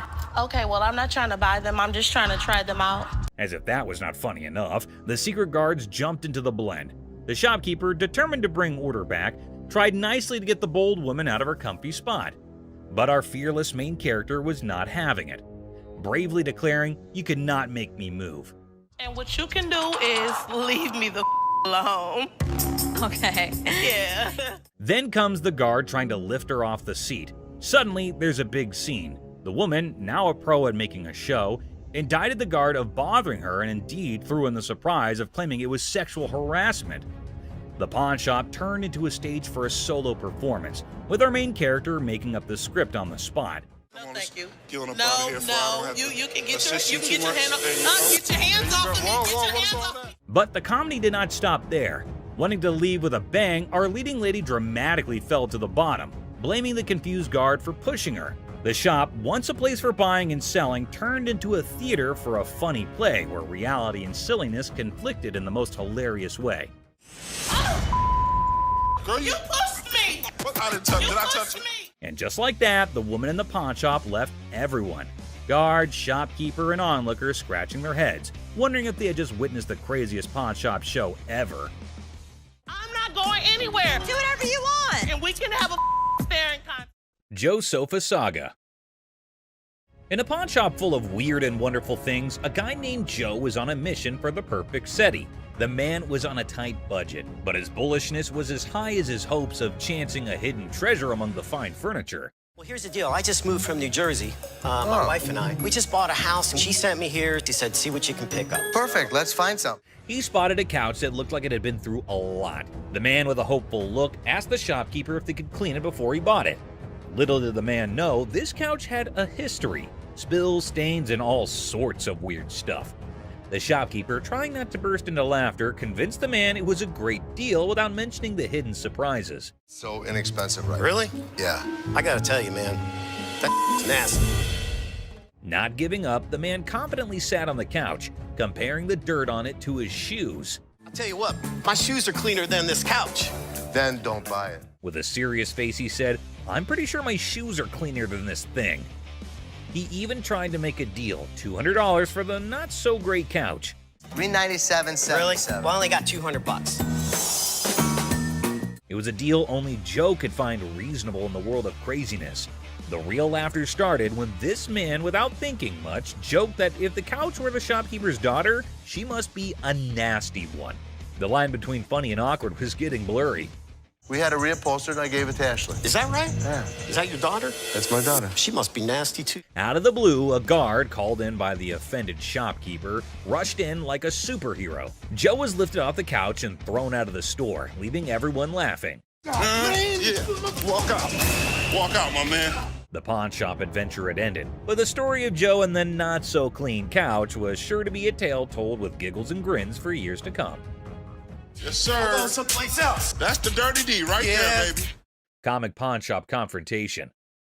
Okay, a man is coming towards the shop. Wait, what? Is he coming to have something from the pawn shop? The man asking about her daughter means how creepy it is. Hello. I need to pick up some stuff for my daughter. Is it in pawn? Yes, ma'am. Laughter begins. Everyone around is intrigued to know what had happened to this man. Oh, another man entered into the argument. Let's see what would happen. Man accusing the shop owners of stealing. How crazy this man is, constantly accusing them of being thieves. No, I want the stuff. Yeah, but without the ticket, we can't give it to you. The man is constantly infuriating them and sees he has come out the carbon. Who knows what will be the end of this nonsense fight? Oh, they're about to have the piercing argument. I'm here. I want the stuff now. And what's he gonna do? The man called the guard to throw him out, but see, the man is not in control. He is constantly arguing and challenging them without knowing the fact of the danger he's really in. Oh God, he's challenging the massive guard! The guard stopped him and said, "Don't touch me," but the man was not understanding. Hey, I ain't scared of him! Is he serious? Calling his death to come earlier. The guard, in his fur, sent the man out. The really funny moment for all because the stupid man in his arguments really put him into account. Hey, you can't get. Hey, I want my stuff. I tell you what, big boy. Hey. Battle for sanity. Well, well, well, folks, take a look at the pawn shop's front yard. It's like a bustling highway out there. The crowd has formed a lane longer than my grandma's stories. And guess what? The sanity levels are off the charts. It's like a contest for who can stay the sanest. Now, hold your horses, because here comes the geniuses. These folks are more interested in the pawn shop than a cat in a laser light show. Well, he's from California. Look at all these idiots. They've gathered like it's the grand opening of the Pawn Shop Olympics. What's the big attraction, you ask? Maybe they're expecting a magic show, or perhaps the pawn shop secretly giving away free wisdom. Or, here's a wild thought, they're gearing up for a full-scale aggression mission against the poor souls inside. Watch out, world, we've got a pawn shop revolution on our hands. Stay tuned, and remember, in the pawn shop chaos, sanity reigns supreme. Good luck, brave souls. That's not. Clueless heist hijinks. Well, howdy there, folks. We've got a Lone Ranger in the pawn shop, sipping on his secret drink like he's the king of mystery. Little does he know, he's the star of a hidden camera show. Talk about being clueless and camera shy. Hold your horses. Looks like our man might be plotting some grand heist, doing his best Sherlock impression. He's scouting the joint, probably trying to find the perfect spot for his not-so-genius plan. But wait, he's still in the game. What on earth is he searching for in the pawn shop? Maybe lost treasure for his car keys? The suspense is killing me. Oh dear, he's now at the other counter. This fella is like a headless chicken wandering around without a purpose. Somebody give him a map or a snack at least. Buckle up, folks. Our wannabe detective just upgraded to a full-blown thief. Watch him waltzing around planning the perfect crime, and bingo! He pulls off a smooth exit, leaving the scene like he just won a game of hide-and-seek. Hold your belly laughs, our genius thief is back on camera, sneakily hiding his loot in his trousers. Smooth moves, my friend, smooth moves. And there he goes, strolling out of the pawn shop like he's won the lottery. Thinks he's the mastermind of the century, leaving behind a trail of stolen goods and a whole lot of laughs. What a character. Antique computers. Have a good day. You win. Wonderful. So much. You too. Two tech-savvy grandpas strut into a pawn shop, seeking a fortune for antique computers. Instead, they're hit with a vintage rejection. Bastards, you can't give me a time for. Oh, man. When one grandpa clumsily breaks a computer, he pulls a move straight from the sitcom handbook. Accidental comedy at its finest. Now you should have that. Put it in the. Oops, one grandpa accidentally smashes a computer, blaming the seller. He theatrically tosses it toward the dumpster, thinking it's a mic drop moment. The seller, the true comedy connoisseur, chuckles at the failed dramatic exit.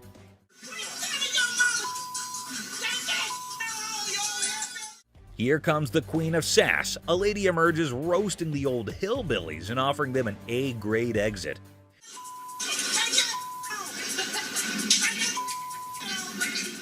She declares her reign over Detroit toughness and leaves them pondering a future career in comedy security.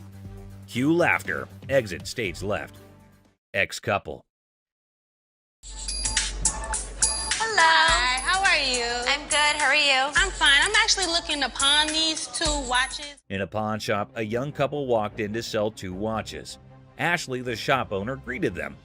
You guys dating, married? Was engaged, but not anymore. When she asked about their relationship, the boy explained they used to be engaged, but are now exes because both of them cheated on each other. Okay, so you want to sell them, correct? Yes. And how much were you looking for? Despite their turbulent exchange, Ashley inquired about the watch's value.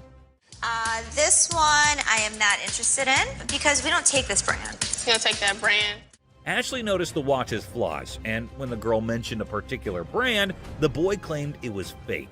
You are more than welcome, to leave that here and we can send it out to get the crystal replaced. As Ashley attempted to facilitate the watch sale, the ex-couple's argument escalated. Oh, what's she talking to? We ain't got all day. No, you weren't. Shut up. The situation took an unexpected turn. You never had no life before me. I won't. You never had no life before me. Girl slapped the boy, turning the pawn shop into a battleground of emotions. Had no life before me. Let's go. Let me go. Let's go. Let me go. The situation escalated post-slap as the boy, fueled by anger, forcefully dragged the girl outside. I walk outside and the lady comes back for her watches. I wish you luck. Ashley returned the watches to girl by going toward them and wishes them good luck. Shark costume.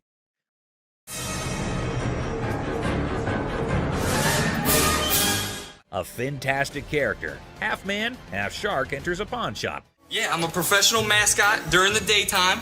At night, I'm a dancer. Claiming to be a daytime mascot and a nighttime dance sensation. $800, that's all I want. This guy is so bizarre. Les, skeptical, questions the shark man about his $900 financial request, leaving the room stunned. Don't they have those in Halloween costume stores? Les dismisses an awesome shark costume as a Halloween costume, but Rick takes it on, turning the pawn shop into a makeshift underwater comedy club, despite Ashley's rejects due to an unpleasant odor. See? It works. $800. Les, a pawn shop owner, is captivated by a customer who demands $800. You're missing a speedo. Oh my God. But when he reveals his naked self, Les's jaw drops. Hey, where's Ashley going with the naked guy? Tom, between amusement and disbelief, Les performs the quickest eviction in pawn shop history, leaving the customer high and dry. Ching Chong TV. Girlfriend's about to fly back home without me. I have no money. It's the only way I'm gonna be able to go. Right. I want $200 for it. 200 for that?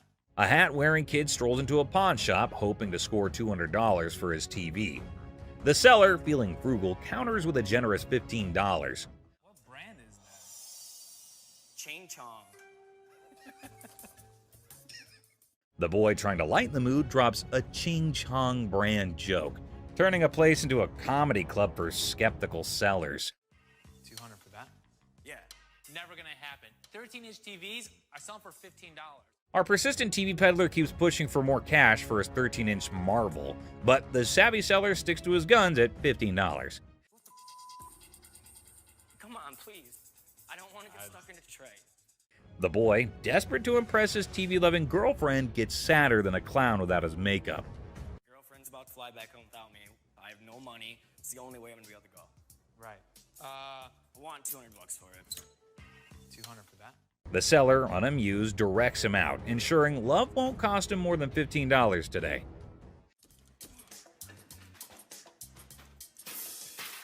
In a fit of frustration, our TV tosser storms out, giving the shop a kicking and throwing his TV into a dumpster like it's a basketball shot gone wrong.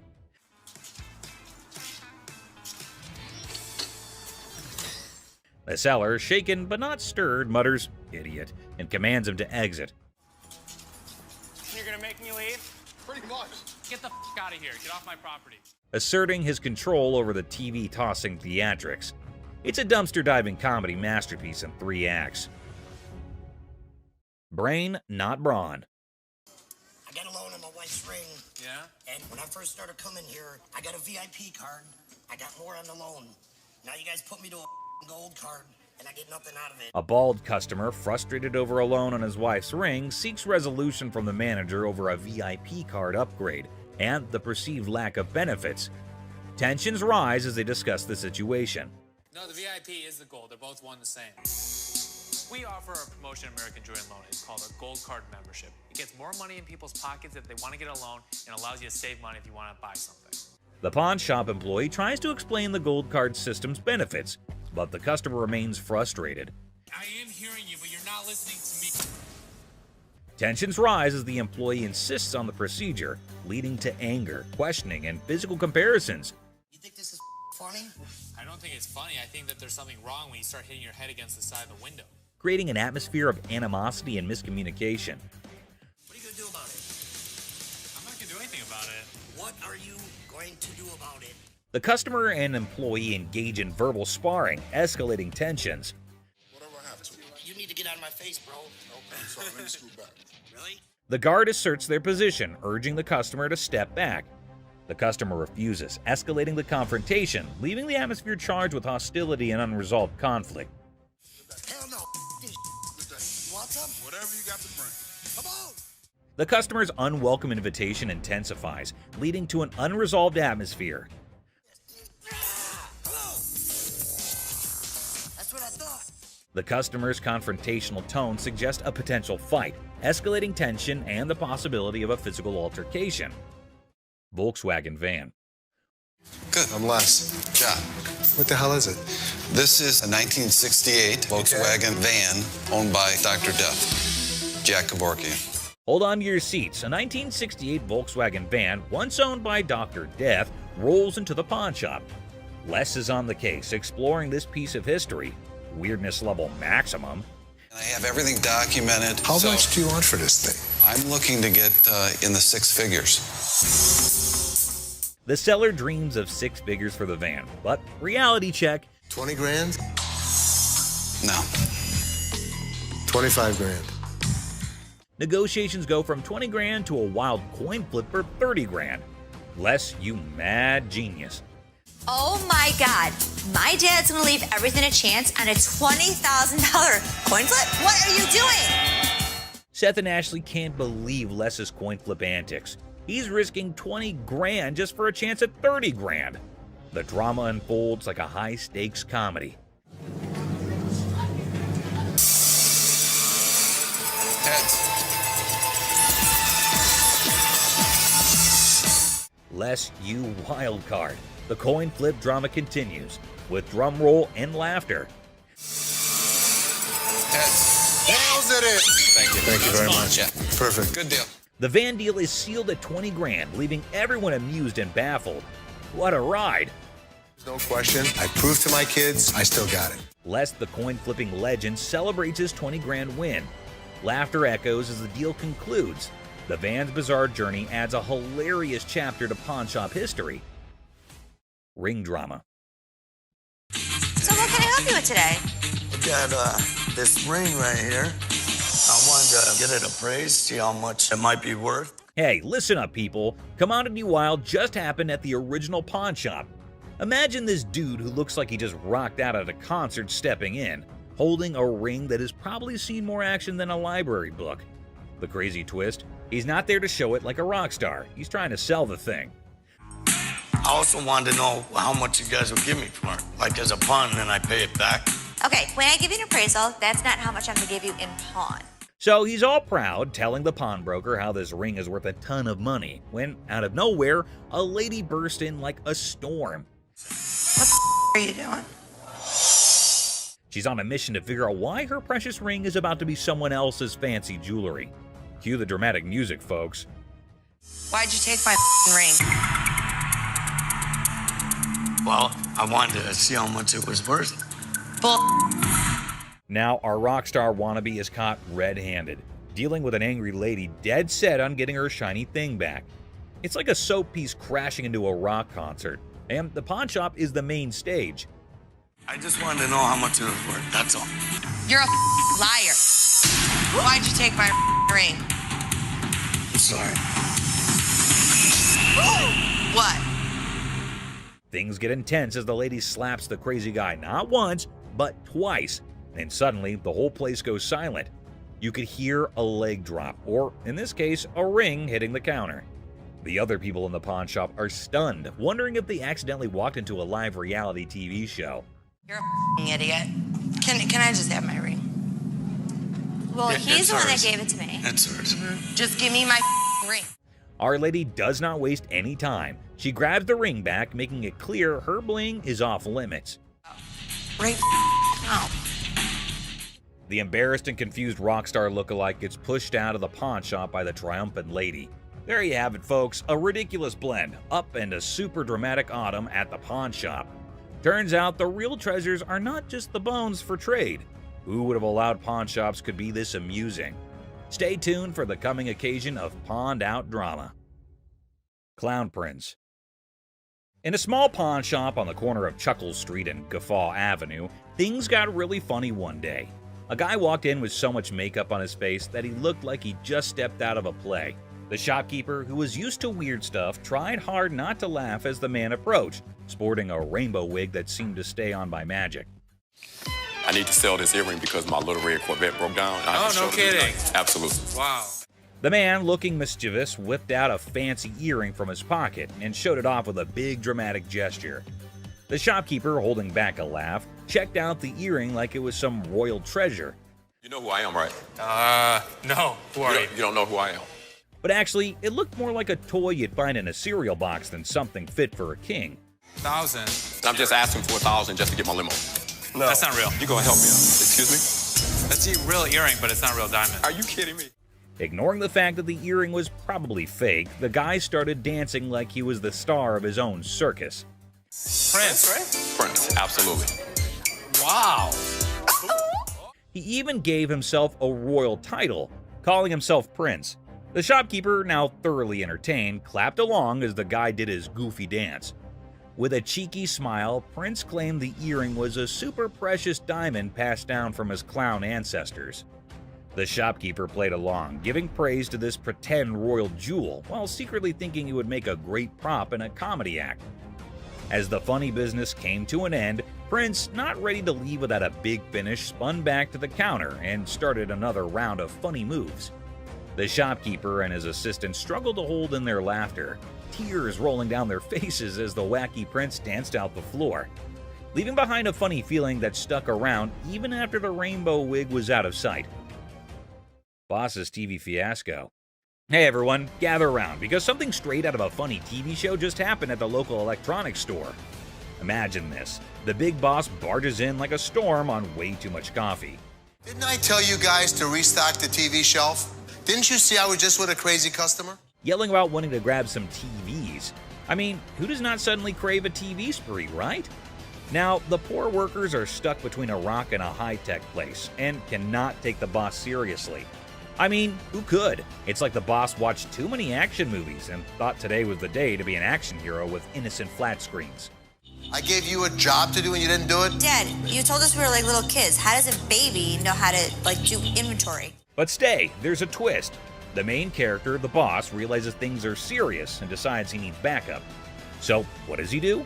Grabs his assistant like they're partners in a buddy cop movie. Hey, you know what? The hell with it. I'm gonna do it myself. Bobby J, do me a favor. We need to go pull some TVs. To help with this crazy TV mission. Because obviously snagging TVs is a job for a dynamic brace. Ash, Seth, right now. Right now. What? Right now. Let's just win down. What? Let's win down. But wait, there's more sitcom gold. Out of nowhere, another assistant rushes over to the boss's kids looking really upset. Why? Just win down. What? Let's win down. Dad, you alright? Well, turns out the master is now on the floor. Yep, the guy who was on a TV conquest is now chilling on the cold floor of the electronics aisle. Oh, we have an emergency here? What happened? Did he say something hurt? No, he didn't say anything. We're pulling TVs. They call emergency services because apparently this is not just a shopping spree. It's a full-blown crisis.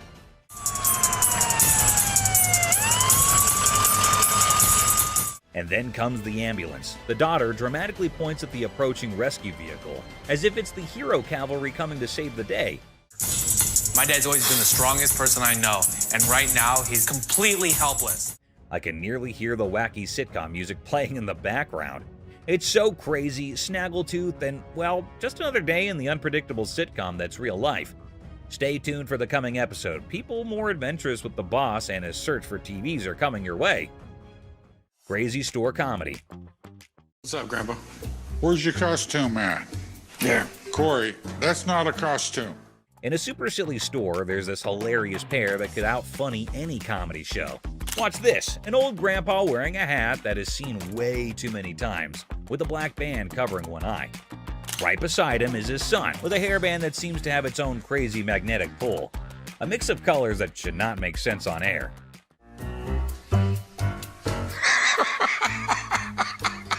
What?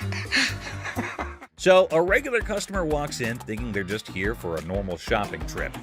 Little did they know, a comedy explosion was about to happen. The first person they notice is the son, and they burst into laughter. "What on earth are you trying to be?" they ask, still giggling from the unexpected fun. What are you supposed to be? It's obvious I'm Justin Bieber, America's heartthrob. With a serious face, the son proudly says, "I'm claiming to be Justin Bieber, the American singing sensation." The secret? It's all in the hair. The customer laughs even more, realizing these two are a riot. Roy Rogers? I'm Rooster Cogburn from True Grit. But the real comedy star is Grandpa, strutting around like a rooster king. Feathery hat, confident crowing, he is turning heads. The customer, almost out of breath from laughing, asks, "What is your grandpa pretending to be?" Slightly holding back laughter, the son answers, "He is the legendary Rooster Kern. Shows up once in a lifetime to make people laugh." Go yourself. Antoine, what are you supposed to be? The world's biggest baby. Just when effects seem crazy enough, another character appears, a guy dressed like the world's biggest baby. The customer, nearly crying from horse laugh, realizes they have hit the jackpot of comedy. In this shop of customer craziness, laughter is the currency. These funny characters are the kings of comedy, making everyone laugh and showing that occasionally the best service is the one that comes with a big dose of funny. Pawn Shop Riddles. Look how stupid this question on Pawn Stars is. In this hilarious rant, the speaker dissects a seemingly absurd question about fake items in a pawn shop. A over 1,000, B over 5,000, or C over 10,000. The logic behind the options A, B, and C is dissected with comedic frustration. Well, if the answer's C, the answer's also A and B. Because if it's over 10,000, it's also over 5,000, it's also over 1,000. The speaker expresses disdain for the question, claiming that if the answer is C, then A and B are also correct. I mean, most of the shit that comes into the pawn shop has got to be fake. They've been in business for years and years and years. The absurdity of the question and the presumed obviousness of the answer are highlighted. God, what a stupid question. The speaker ridicules the question's simplicity, asserting that there's no way to get it wrong. The tone is sarcastic as they emphasize the lack of challenge in the question. Anticipation builds as the speaker eagerly awaits the genius-revealed answer. The expectation is set for a straightforward solution to the seemingly senseless question. The speaker's reaction is a mix of frustration and amusement as the answer confirms the over 10,000 scenario. The comedic exasperation with the question's lack of complexity is evident. That's all for our video. We hope you liked it. Please comment, like, and subscribe. Don't forget to hit the notification bell for more videos like this. Share it with your family and friends. See you next time.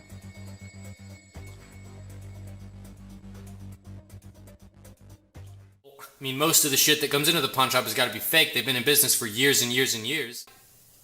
God, what a stupid question.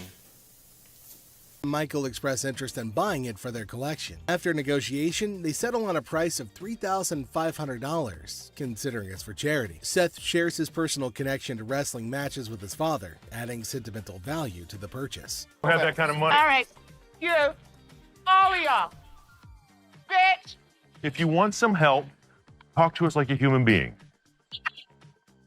Aloha. Thank you there. The woman gets angrier and calls Ashley names. Ashley stays calm but tells her to talk respectfully. The woman leaves angrily and this situation doesn't get resolved. On picking up very expensive pieces grabs Les's attention. Hey, sir, don't touch it. Sir, if there's anything you want to see, we'll be more than happy to show you, sir. Well, what do you know? Expensive pieces tend to be fragile. How am I going to see if it's going to work? I told... The customer starts touching expensive items, catching Les's attention. Les politely asks them not to touch anything, offering assistance in viewing items instead. Sure, that's why I asked you. That's when you're back there and he's over... I'll come out right out there. You think I give it? The customer insists on touching, arguing it's necessary to check functionality. Les tries to explain store policy, but the customer gets upset. Out of my store. Don't touch it. Don't time to go. You're lucky you got some. The customer's frustration grows, prompting Les to ask them to leave for disrupting the store. Les firmly directs the customer to leave, highlighting their luck in having assistance. Jersey just moved into the town and is on an errand from his wife. My wife and I, we just bought a house and she sent me here. She said, see what you can pick up. Let's find some.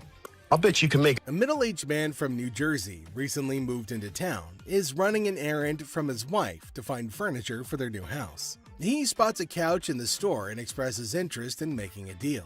After looking at a cheap couch, the customer notices that the couch is dirty. You gonna clean all that up before I buy it? That's why it's so inexpensive. I gotta tell you, man, that's nasty.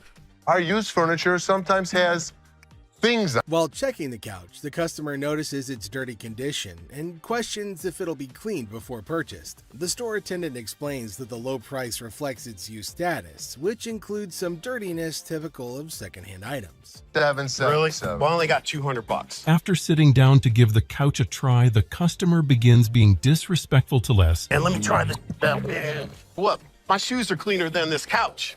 Then don't buy it. Make me a deal. I got cash in my pocket, man. Wow. The man doesn't like how the couch looks and tries to pay less for it with the money that he has. He starts being rude, saying bad things about how dirty the couch is and insulting the store. I bet you're the mother that's been sitting on here farting. This was actually my couch. We had a reupholster and I gave it to Ashley. When the comment reaches Ashley, Les's daughter, Les has enough of this customer. Is that your daughter? That's my daughter. She must be nasty too. The customer's derogatory comments extend to Ashley, Les's daughter, who works at the store. Les, the owner, has had enough and confronts the disrespectful customer, defending his daughter and the store's reputation. How we doing in the deep? Les decides to end the interaction, urging the customer to leave the store. The customer, unwilling to change his behavior, decides to go elsewhere, ending the encounter on a sour note. Excuse me. Hi. Hi, I have a question for you. Yeah. Okay, I went to get my purse back to make my payment. She's telling me this is expired. That's my purse right there. That one right there is black one. So I want to know why it's out there. A girl approaches Ashley in the pawn shop with a question about her purse. She claims that her purse, which she points to, was wrongfully labeled as expired, and she demands to know why it's out for sale. My purse right there. How do you know that's your purse? Because I know my purse. Here's the money. I want the purse. Want that? If you don't give me the purse, I'm going to climb over the counter and get it myself. Give me my purse.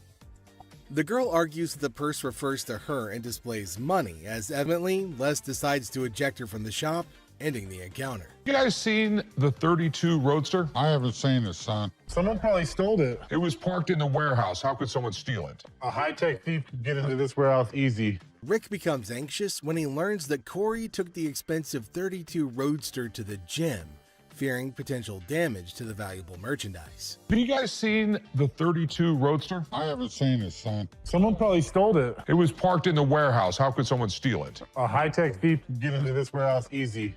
All you have to do is cut a hole in the roof and lift it out with a helicopter.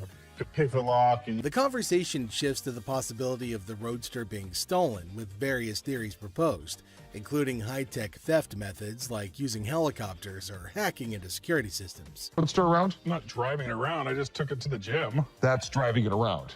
The thing is in perfect condition. What if you wreck it? What if you ding it? What if you scratch it? I'm not an idiot.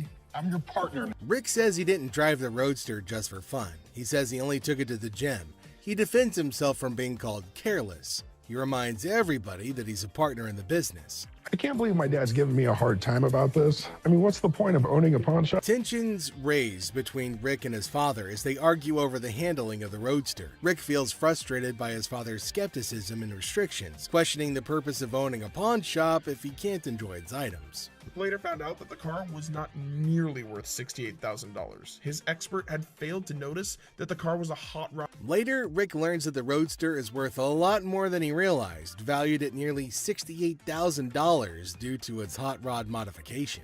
So what can I help you with today? Got this ring right here. See how much it might be worth. Okay. I also wanted to know how much you guys... A customer brings in a ring for an appraisal and to inquire about pawning it for cash. He seeks to understand its value and potential loan amount. What are you talking about? You said you were coming in to get a receiver. Why'd you take my ring? Well, I wanted to see how much it was worth. Well, why'd you take my ring? Yesterday you said you needed bike parts and didn't have the damn money. And all of a sudden you got my damn ring. The problem started when Les checked the ring to see how much it's worth. The customer. However, Ashley stands firm, recognizing the futility of the scam and the level of wrongness involved. It's like trying to sneak a peek at the answer key when the teacher is watching. Yeah, that's not happening. First of all, don't talk to me like I'm an idiot. Give me my purse or I'm going to come over that counter and get it myself. Oh my God. Get your hands off me. Let's go. You. With a swift resolution to this failed escapade, the girl finds herself unceremoniously escorted out of the store. Lesson learned. Ashley's scam radar is always on, and jumping over counters won't get you far in this pawn-filled drama.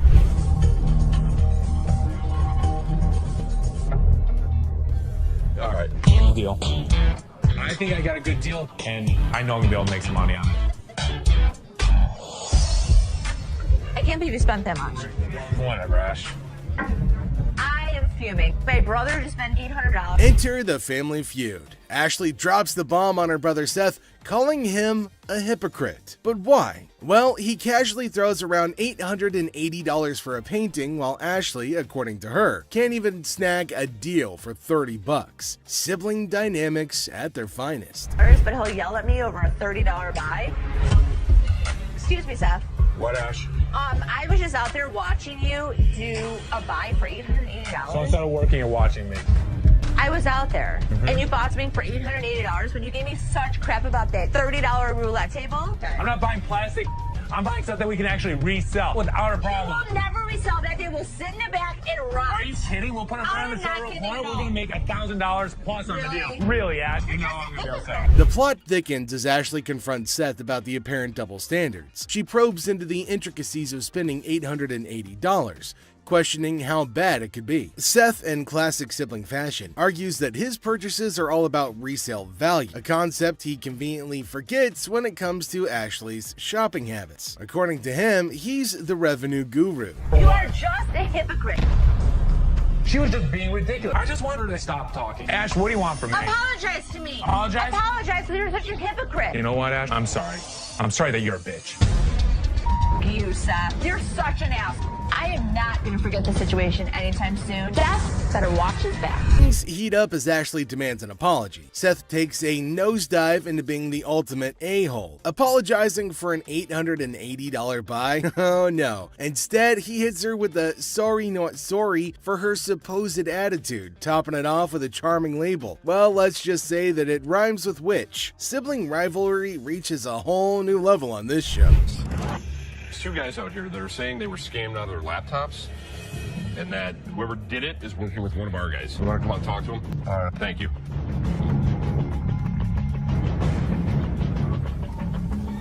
Who is it?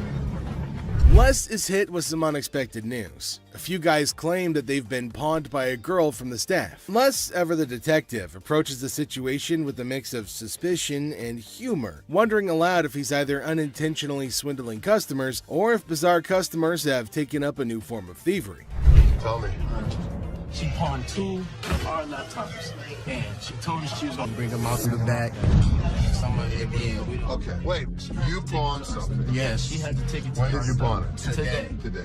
She had to take it to her. And the money? Yes.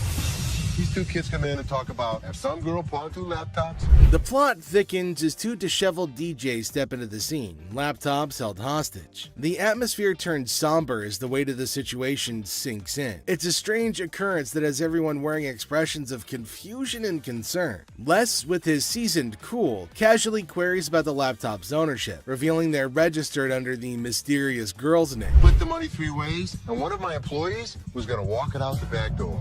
Either this is a new way for my employees to steal from me. To contact the owner because we want to. I am the owner. I'm just trying to switch the ticket so she can't have them. And it's in her name. No, that's why I wanted to know if I can't do it. The tension rises, but Les doesn't crack under pressure. Maturely handling the situation, he asserts that he needs the lowdown to work his magic and get those laptops back where they belong. It's a pawn shop mystery, and Les is the detective determined to unravel the peculiar case of laptops and loyalty. Because your sign is saying that I can get 30 days of free cash. If you're a new customer with us, first 30 days, you can get interest-free loan. You only pay $1 per store. But it's saying if I brought a friend with me that I could get 30 days of free cash. It's for an interest-free loan. Okay, so there came a woman at the counter. Let's see what she's gonna come up with. Is she asking for free money? I think she might possibly be mad, though it is kind of funny that she's got enough courage to come up and ask for money without investing anything. Now, the lady at the counter frowned and asked her if she paid or not. Intriguingly, she hasn't paid anything, but she's still asking for money. Holy shit, what's wrong with some people? You're just misreading it. No, you're misreading it. That's not what the our fantasy, bitch. It says I get free cash for 30 days in this month. And I get no free cash. Where does it say that? Who told you to get it? You didn't. I'm not talking to you. I need my cash. I need my cash. It says it right here. Free cash. Oh, and to make matters worse, she started shouting at her. Everyone around started looking at her, wondering what the hell was going on. Seth and Les get a little furious as everybody's just standing around trying to figure out what's going on. She started bullying her, but the lady tried to explain to her again that she misunderstood the agreement and they're not just gonna give her free cash. But this lady's just not listening to anybody. Well, Seth then enters, so who knows what's gonna happen now. I brought my friend with me. If you get a loan and you refer a friend, you can get 30 days, interest free. That doesn't mean we're just gonna hand you cash. What do you have to pawn? Come on now. I don't have I'm the Don't screaming. Can you read? Read what it says. I can read. I can read. People was waiting to get her. You don't have to pawn. Shut the Les entered and asked her whether she read the whole document or not, and she was not listening and constantly arguing and pointing to them as if they had done something wrong. Meanwhile, other women decided to intrude, and oh my god, it's gonna be funny. Looks like they've all decided to have a fight in the pawn shop. Wonder how that's all gonna end. And it looks like Les is gonna join in too. The other woman that just jumps in the middle. You gotta get me blind. You gotta go.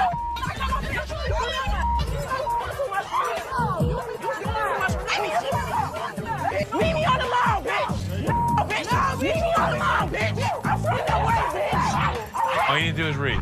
Now see the other women get in and start shouting at her as everybody behind her was waiting for her to get out of the queue. So they started fighting and now they're all having an immense fight. Everybody around is watching and laughing at them. Well, the guard had to go and break everything up. Well, at least they're all gonna get treated the same way, especially the one who created the mess. Pretty sure they're gonna hold him up and throw him out. And there they go, they're still shouting and fighting with each other as well.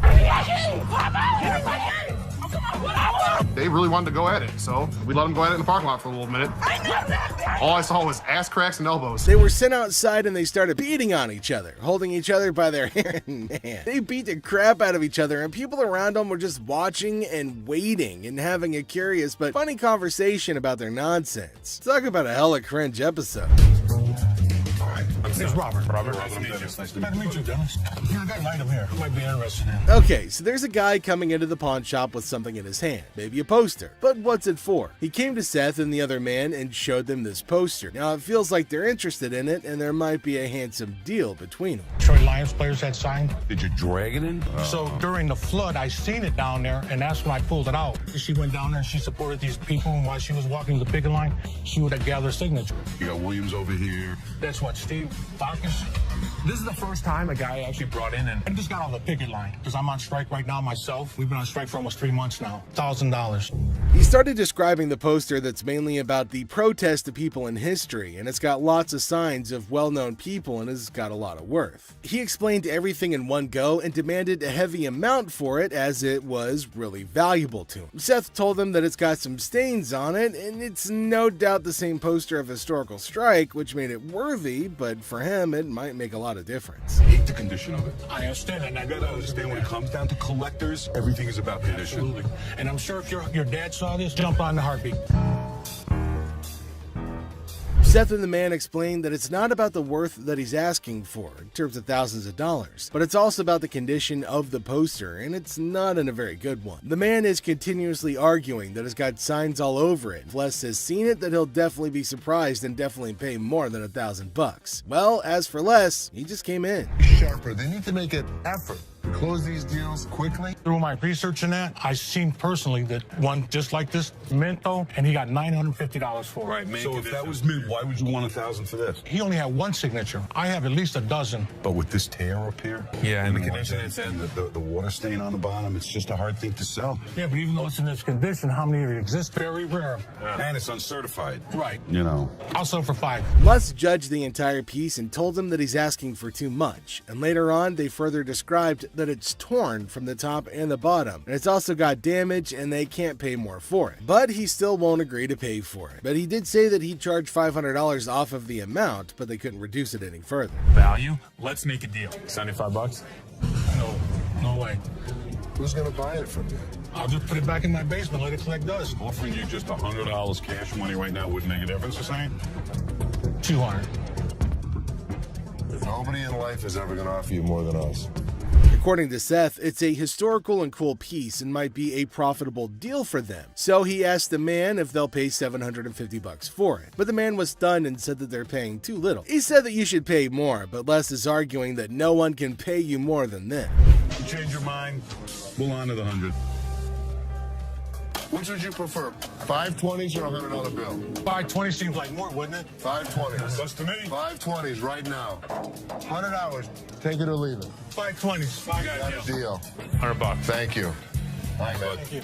There's no question. It's a one-of-a-kind piece yet. It's a little bit of damage on it, but it's got a lot of autographs. I know we're going to make a profit. He asked for $200, but no, it's not going to be a good deal, and they told him to leave. The man in need got a severe shock and held up the poster thinking. Les again said that they can't pay more than $100, and after some time of quietness, they agreed to the deal. Finally, the happy deal was made.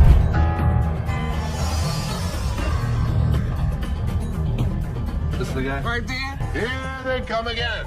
Les? Hi, how are you? I'm attorney Kyle DeQueef. So there's a man, probably an attorney with two ladies along, coming inside towards Les at a pawn shop. Now, Les knew about it before. He asked for Les, and fortunately, he was at the counter. He asked why they had arrived at the store. He's retained me to represent her in regard to a ring. Okay. My client brought in a $10,000 ring here, and she wants to either collect the remaining money owed to her on the ring or get the ring back. She's got a receipt. Let me explain to you. This is a counterfeit ticket. He said that he came here for the ring, which they bought from these ladies for $10,000, but they didn't pay and gave them the receipt. Now, he put up the receipt and showed it to Les and accused them of cheating and stealing from the women and taking their expensive ring. But Les was cool and controlled his anger. Whoever produced this ticket didn't understand this is the amount of numbers that are here. Okay. Number two is state law mandates that we print the law in a 12-point font. Okay. This is much smaller. That is some bull. It may be bull, but that's the truth. I don't know how I got mixed up, but There's the game-changing point. Les, after listening to him, explained that he will reveal the truth now by showing the real receipt that they had. He went and came back with real receipts that they've been giving to the customers. There, he spotted major differences. He notified him of the major changes in the receipt that he brought. The man looked rather weak and stunned in response. printing wrong or whatever, but this is the ticket he got from here. He didn't get it from here. He didn't get it from here. So now we just liars and we just come I'm not saying that you are. So you're trying to say my son a liar. I wish I had better news for you, but That's bull. That's bull. The numbers don't match up. The paper stock doesn't match up. This is a fake. Now you side with them, you're not representing us. If I don't get my ring or my money for them, how you gonna get paid? The attorney turned to the women, but oh my god, they're still accusing Les of having given them the wrong receipt and asking the attorney to take the money from Les. The man, being down on himself as you can see, argued with. The man showed the evidence to the ladies and told them that they were having the wrong receipt, but they continued to argue. The ticket, how about that? No, I don't believe that the store gave me this ticket. Nah, well, I don't believe you a real attorney. We ain't got it right. Somebody better give me my money. he's my attorney. You, him, security. Have a nice day. Nah, you got me, bitch. Sorry, young man. The ladies started harassing both of them and started using personal attacks. They were all arguing amongst themselves. Pretty crazy. The attorney went back as he can't do anything for the ladies. How are you? I'm doing okay. What can I help you with? Either trying to get a loan on it or you guys can buy it. Trying to sell it for maybe like $150. $50. Why is it $50? The certificate and everything is in there. And the bag costs actually way more than that. Well, if you can tell, it's actually stained. Okay. All through here. I'm trying to sell it for $150 or get a loan for $75 instead of the $50. Yeah, I wasn't interested in more than 50. If you know purses, then you know the As our unsuspecting customer strolls into the kitchen at Chaos, little does she know what's cooking today. Ashley, patiently bracing herself for another round of absurdity, politely inquires about what the customer's looking to offload. The girl, blissfully unaware of the purse's actual value, confidently suggests a price that's almost a steal. It costs way more than that. Okay, but I'm not going to pay you for the amount that that you think it's worth because it's stained. This is not one of the newer ones. This is not this season. I know about purses. It was torn. It was stained. It's not even the last season's bag. The thing is old. But you still willing to buy for $50 though, so if it wasn't worth And now the plot thickens. The lady asserts that if Ashley truly understood purses, she'd gladly accept the offered amount. However, Ashley, standing firm in her claim that the purse is torn and not worth more than $50, creates a hilarious clash of valuation difference. You even say $50. So they didn't say it wasn't worth it. Can I talk to somebody else? I don't want to talk to your pepperoni looking ass. Can I get somebody My pepperoni looking at. Pepperoni ass? I don't even know what that means. She take a look at her own ass? Can I get somebody else to talk to? It don't even matter. I don't have to talk to you. And I don't talk to you either, so why don't you go home? Leave Can our I talk to store? somebody Nope. else? Why do I have to talk to you? Because You I'm the disrespectful. manager. I'm disrespectful and you call me a pepperoni ass? Ugly ass bitch. F you. And it's time to cue the drama. Ashley throws out the bold figure of $50, and it hits the customer like a curveball she wasn't ready for. Feeling the heat, our lady teeters on the edge of diplomacy and blurts out the unforgettable line. She labels Ashley a pepperoni ass and decides that she'd rather chat with anyone but her. Talk about spicing up negotiations. 3 males walked into a pawn shop. One of the suspects stood at the door as a lookout while the other 2 suspects walked directly over to the display cases. So, like, these 3 guys roll into the pawn shop, just casually strolling in. The other 2 guys, they head straight to the fancy display cases. It's all got suspicious vibes. And then, bam! One of them whips out a sledgehammer and starts smashing the glass. Things are starting to get pretty wild. At some point, a customer from the place is seen leaving calmly while the lookout tells her to hurry up. The suspects appeared to be wearing heavy-duty gloves in order. At one moment, a person from the shop strolls out all calm, and someone's keeping an eye on her, urging her to speed up. The people thought to be involved seem to have on these tough gloves, maybe so they don't get any cuts. Not to get cut while removing the glass from the cases. Both suspects placed the jewelry and many other valuables in the bags. So when they took off the glass from the cases, both of them put the jewelry and lots of other valuable stuff into bags. After that, they hightailed it out of the store in a black Mercury marquee. Where the case at? Where is it at? Where he put them on? The guy storms into the pawn shop all worked up and starts shouting about a missing case. He's demanding to know where it is, and he appears to be accusing the staff of removing it. The feeling of stress in the air is increasing, and it's obvious that something is wrong. You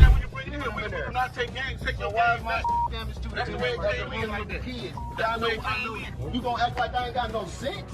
He's accusing us of taking games out of his unit. Look at the ticket. It never said with game. The atmosphere gets even more intense as the guy accuses the pawn shop of messing with his games. Les, the cool guy at the pawn shop, stands his ground. The customer's getting more agitated, making accusations and even talking about blowing up the place, which is just adding to the chaos. Man, you can get your arms up off belly and none of your body parts on me, bro. After all the stress I have, the last thing I need is a customer causing a scene. Despite the escalating situation, Les stays calm. He tries to talk sense into the upset customer, especially with a big event coming up the next day. I know how to walk. I ain't illiterate because I ain't part of the week. And y'all motherfuckers in my middle row and put them games in there. And you wasn't even standing there when I pawned it. Somebody need to blow this place up. It's time to go, sir. You ain't gonna get my window up. I'm not. Let go.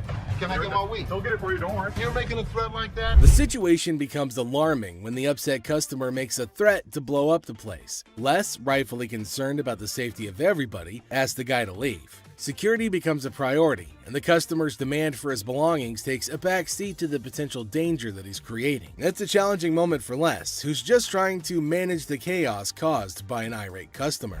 How's it going, man? What's going on, man? Everything good. How about you? I'm doing good, man. Good. What can I do for you? Let me at least like $400 for this watch right here. What can I do for you today? Can I get like $400 for this watch right here? It's worth $820. Les, chilling at the pawn shop, notices a guy walking in, watch in hand. Les, being friendly, asks how things are going. The guy, hopeful, wants $400 for his watch. Les, the cool pawn detective, calmly discusses the watch's worth, revealing it's valued at about $82.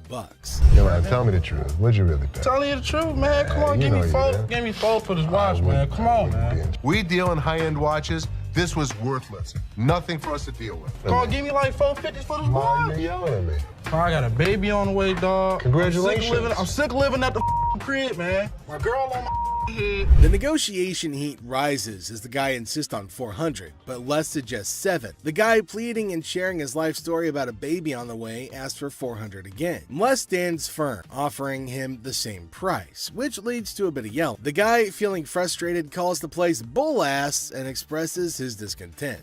You want $10? I want to do it $10. I have no idea. Go to Coney Island.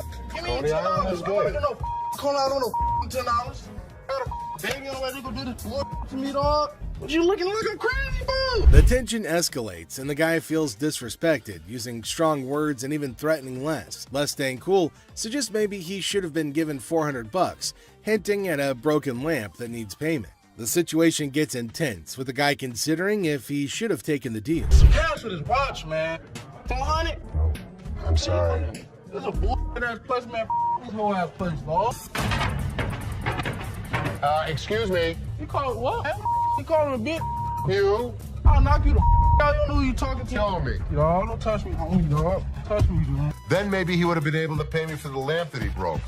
Yo, I'm off with you, dog. The guy, still upset, leaves the shop, but not without some fiery words. Les reflects on the encounter, realizing maybe he should have given $400 to avoid the chaos. The drama ends, leaving behind a mix of emotions and a used watch. Life at the pawn shop remains unpredictable and full of surprises. How you doing today? Hey, pretty good. How are you? Doing good, thanks. I'm Les. That's Randall. How are you? Randall, you got a hell of a grip. Wow. What the hell is it? Call it a ring. Okay. I didn't think it was a bus. How'd you get it? I just got it. This guy smelled like a brewery. Okay. How much did you want? I'd like $500 for it. Why? Why? Because I need it. Yeah, I got you. 2 DUIs. A person walks into the pawn shop, catching Les's attention. Things start getting interesting right away. The person wants $500 for a ring and shows it to Les. Les, being curious, asks where the ring came from and why they want to sell it. The person gets really mad when Les asks questions. The intensity in the air rises as the person angrily explains why they're selling the ring. Les stays calm, making it a surprising and dramatic moment in the pawn shop.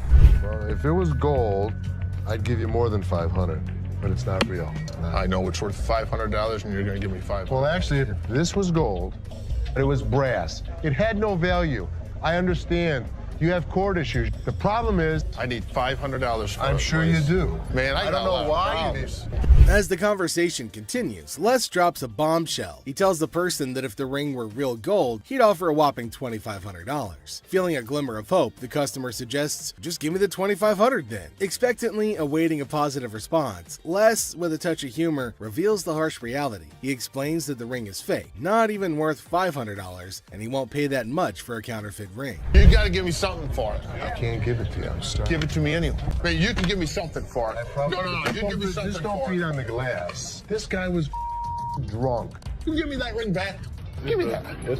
It's the. I ain't going nowhere. Man, get away from me. Get out of here! I go You man? In the midst of the ring discussion, a security guard quietly enters, taking a position behind the customer. The customer, desperate, pleads with Les to give him something for the ring, but Les, staying true to his detective skills, rejects the plea, emphasizing the ring's fake nature. Les, sensing trouble, comments that the customer seems drunk, adding another unexpected twist to the escalating situation. As the rejection sinks in, the customer, unable to contain his frustration, sits on the floor, declaring that he won't leave. The tension peaks as he becomes increasingly aggressive. The guard steps into action, forcefully dragging the defiant customer out of the store. But despite being escorted out, the customer continues to yell and make a scene. Oh boy. I see you sweating. Yeah. Must be hot outside. No, I was doing karate outside. You're doing karate? And judo. I'm Bruce Lee's sister. Really? Yeah.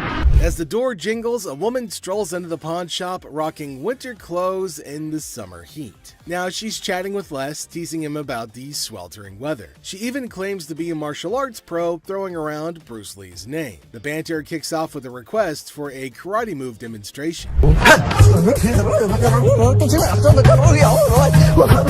She said she was Bruce Lee's sister.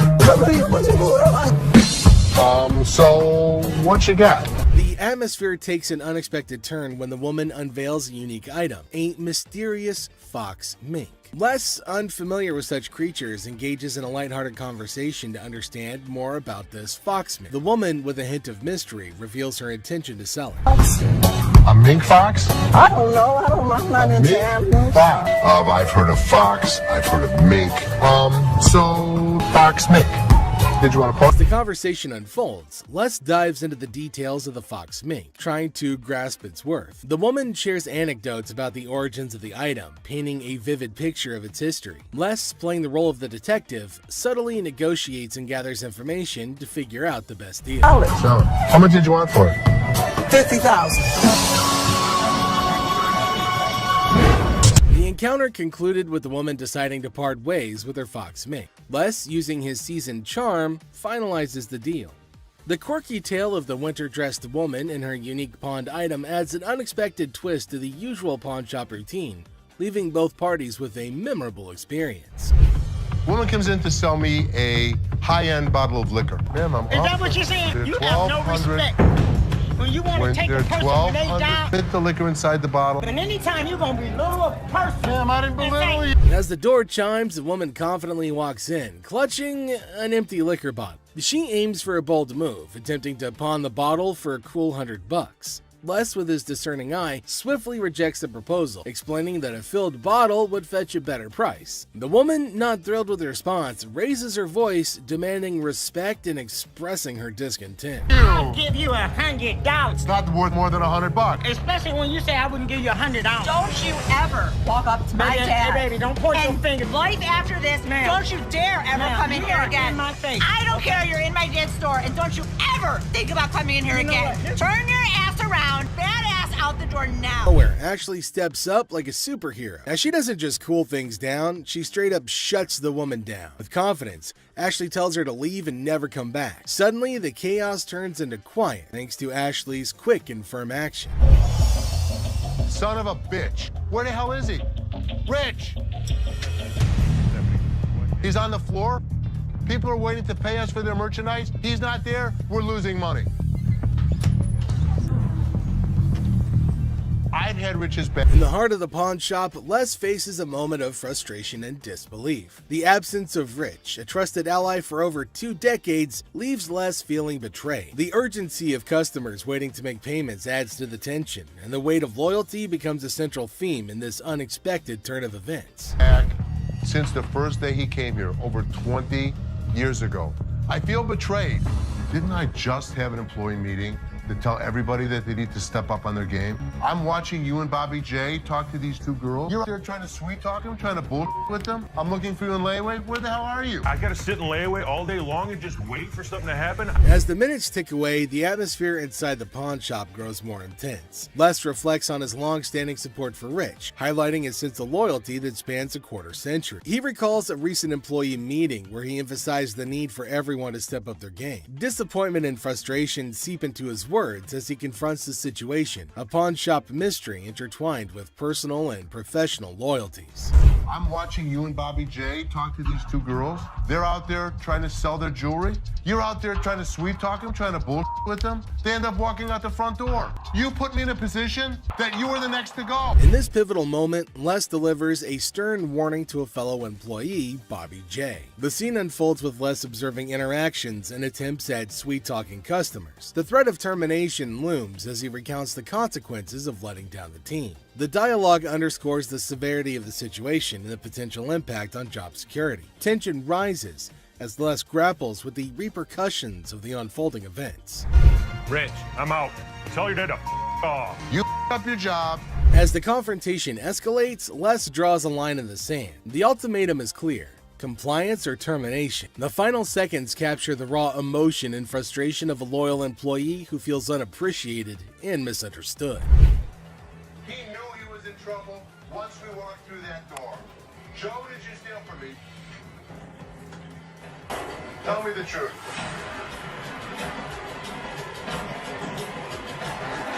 Inside the pawn shop, a sense of trouble looms as the head of security, Joe, faces a difficult moment. The air is heavy with anticipation as accusations are laid out. In a tense exchange, the truth emerges when Joe admits to stealing. The weight of the admission sets the stage for the unraveling of a trusted employee's actions. The detectives call in uniformed officers to put the cuffs on. And then he reaches into his pocket and pulls out an assortment of jewelry worth over $7,000. As the admission hangs in the air, the situation takes an unexpected turn. Detectives call in uniformed officers to apprehend Joe. A place built on trust is now shaken to its core as the true extent of the betrayal unfolds. You go this way. This is my loyal employee, my head of security, a guy that I trust. The arrest unfolds and reality sinks in for the pawn shop owner. The disbelief is evident as a devoted employee, the head of security for the previous 3 years, is carried away in handcuffs. The emotional weight of the betrayal is clear in the owner's voice, which expresses the anguish of putting trust in someone who later proved dishonest. If he was, he could be anyone.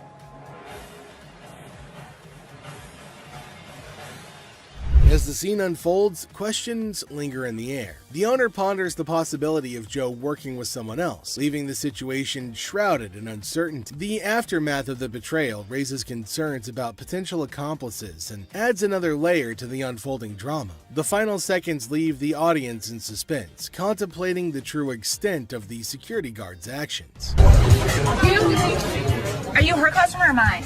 I'm talking to you. Come on. This lady got so irate because she wanted to be next in line. She wanted to be first. She felt that she was the most important out of every customer. You're next in line, so let me be right with you. Okay, well, come on. It doesn't matter. What the are you? You're not the police. I can talk to whoever I want to talk to. What are you going to do? You offer it now. In the opening scene, Ashley is at the counter with a lengthy line of customers. A sudden disruption occurs when a black woman attempts to cut in front of everybody else. Ashley confronts her, asking, "What are you doing?" The woman becomes upset, but Ashley firmly asserts, "You can't do that stuff here." Goodbye. Come back here. Let's talk right now. Take the receipt. What would you like to do with it, ma'am? I want to pay. Well, you have to go to those windows. No. I come to this line any other time. Not at this window. Okay, well, I'm not going to stand in the line. In the wrong line. Get in the other line. And I'm not going to get in another line. I'm going to walk straight up to the damn window.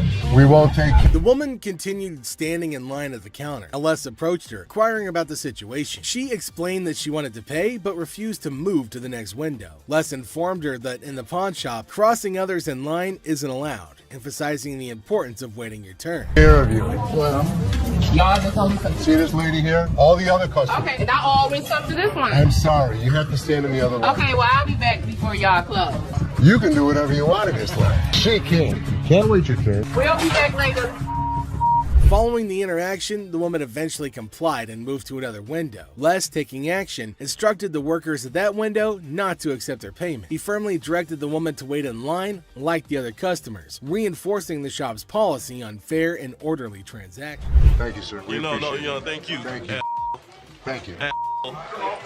Yeah, jackass. Take your bitch. Take yeah, that's you. And get it. You. Yeah, make me. We don't, Sir, we don't want please. this. You can take this stuff. Sir, listen. Listen. I don't know what the problem was. As the interaction begins, the customer expresses gratitude, but the tone takes an unexpected turn. Tensions rise as the customer's language becomes confrontational. The shopkeeper, addressing the situation calmly, refuses to tolerate mistreatment. The dynamics shift from appreciation to conflict, showcasing the challenges of customer service in a brief yet intense moment. Came in here, tried to spend my money is what I did.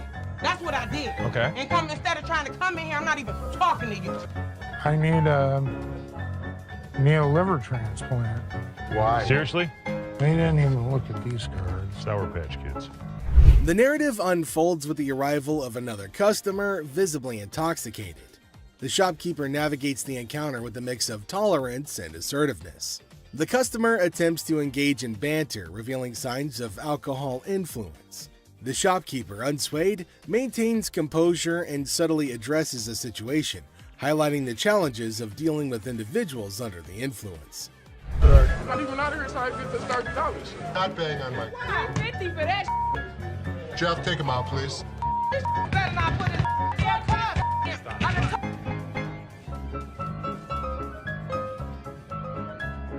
How would you? Man, what the?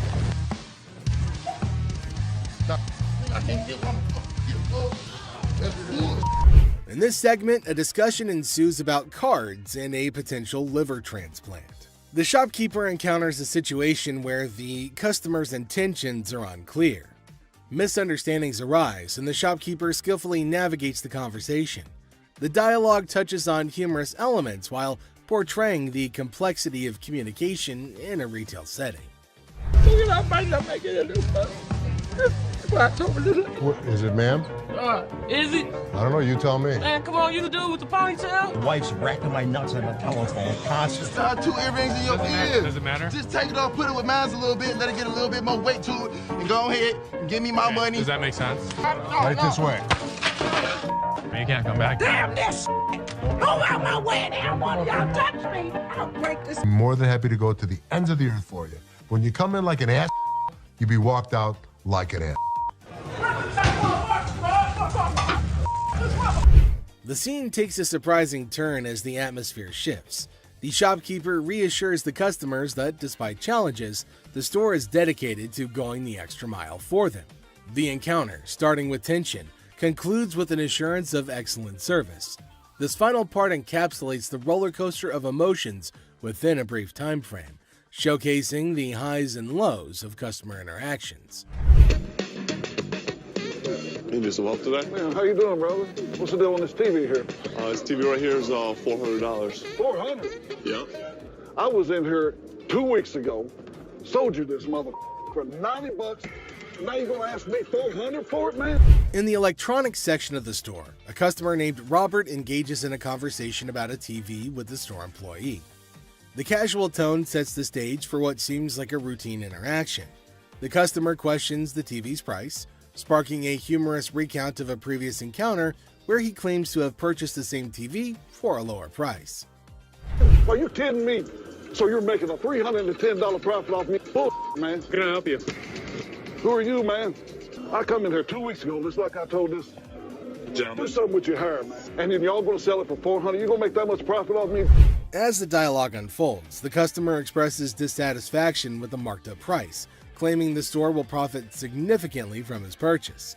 A manager steps in, attempting to resolve the situation.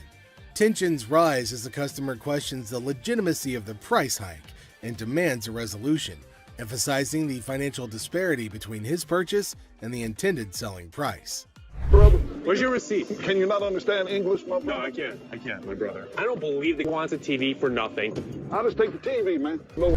The customer threatens to take the TV and leave without making a purchase. The manager issues a stern warning, asserting that any attempt to take the TV without completing the transaction will result in immediate removal from the store. The confrontation takes an assertive turn, with both parties standing their ground. Once I get this TV, man, get above me. Man, get off me.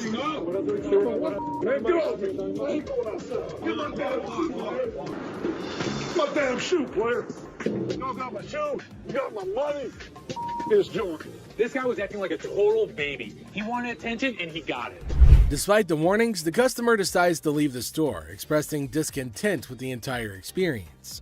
He accuses the store of mistreatment and vows never to return. The situation concludes with dramatic flair as the customer exits, leaving behind a sense of dissatisfaction and a promise never to return. How are you? I'm good, how are you? Well, actually, I'm not doing so good. No? My grandma just passed. I'm sorry. I was like hoping to. Okay, so whose ring is this? My grandma's. Oh. So you want to just pawn it, right? Because you want to be able to get it back? Yeah. Okay. Do you have anything else? It's not real. What you mean it's not real? It's not real gold. You saying that basically y'all sit up there and waste my time talking to you? You don't waste your time. If you have a TV, you can pawn your TV. What the f*** I look like on my TV? Do you have a TV? I need to speak with somebody else because you irritate me flat out. It's acting really erratic and it's making me really nervous. Lower your voice. Don't Lower your tell voice. me Lower what your to do. voice. Don't Lower put your voice. finger in Lower my your face. voice. Lower your Don't voice. put your finger. Ashley breaks the news that the ring isn't real. The person gets upset, saying it's not fake. Ashley suggests pawning a TV instead, but he questions why he should. Despite Ashley's efforts, the man gets angrier, repeatedly telling her to lower her voice. Ashley asks him not to point fingers at her face, but he ignores her. I'm trying to help you solve Like the this, issue. lower your voice. The next thing I know, this guy snapped. Lower Don't your tell voice. me Lower what your to do. voice. Don't Lower put your your voice. finger. You got me. No, let's go. Let me go. Let me go. On the ground. On the ground. On the ground, mother. Next up, we've got this episode where a heavily muscled individual made his way over to meet Les to complain about equipment he got from the store that got busted. Somebody bought this. This piece of junk I bought in here just a couple days ago don't work now. It's broken. What is it? Little ab lounger I bought here, man. Workout. In the midst of the pawn shop's hustle, a burly customer approaches Les with a complaint. He's upset about a busted piece of exercise equipment, an AV lounger purchased just days ago. Les, sticking to the store policy, explains that they can only provide an exchange, not a cash refund. Tensions rise as the customer vehemently rejects the idea of an exchange, demanding his money back. They can only hand over another item in place of the faulty one. If you had the receipt, I could give you an exchange. I could give you something. I don't want an exchange because it's probably going to be some again. How about you just get my money? As the disagreement escalates, the customer insists on a cash refund, dismissing the option of another item. Les faces a dilemma, stuck between policy and customer satisfaction. The clash intensifies as the customer becomes forceful in his demand for a monetary refund, setting the stage for a heated confrontation. Les could match him word for word without fear. Better be some money. Or what? Or what? There's going to be a problem. How about What that? kind of... Les, accompanied by his trusty companion Byron the Snuggle Bear, stands his ground. The customer challenges Les with threats of problems if he doesn't comply. Unfazed, Les maintains his position, asserting that the store's policy is non-negotiable. The heir becomes charged with confrontation as both parties refuse to back down.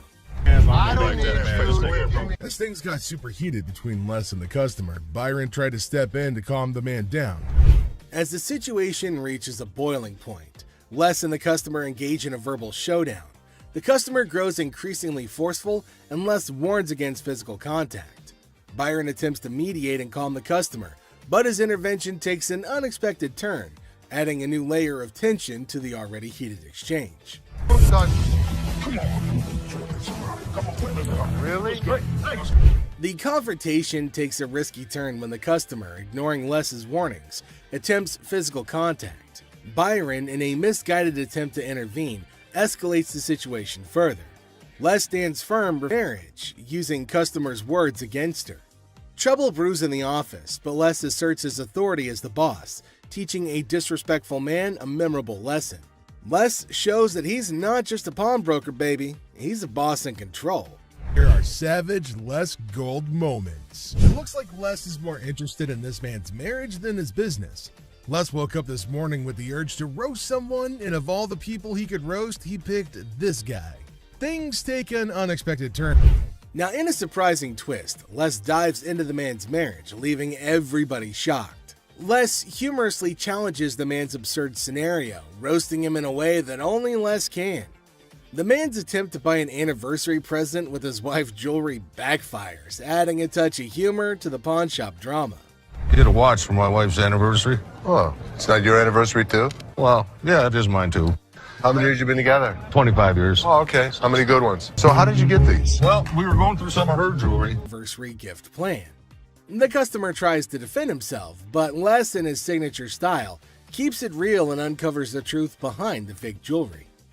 Alright, hold on a second. How come the old man wants to buy his wife an anniversary present with her own jewelry? That is one hell of a ridiculous scenario.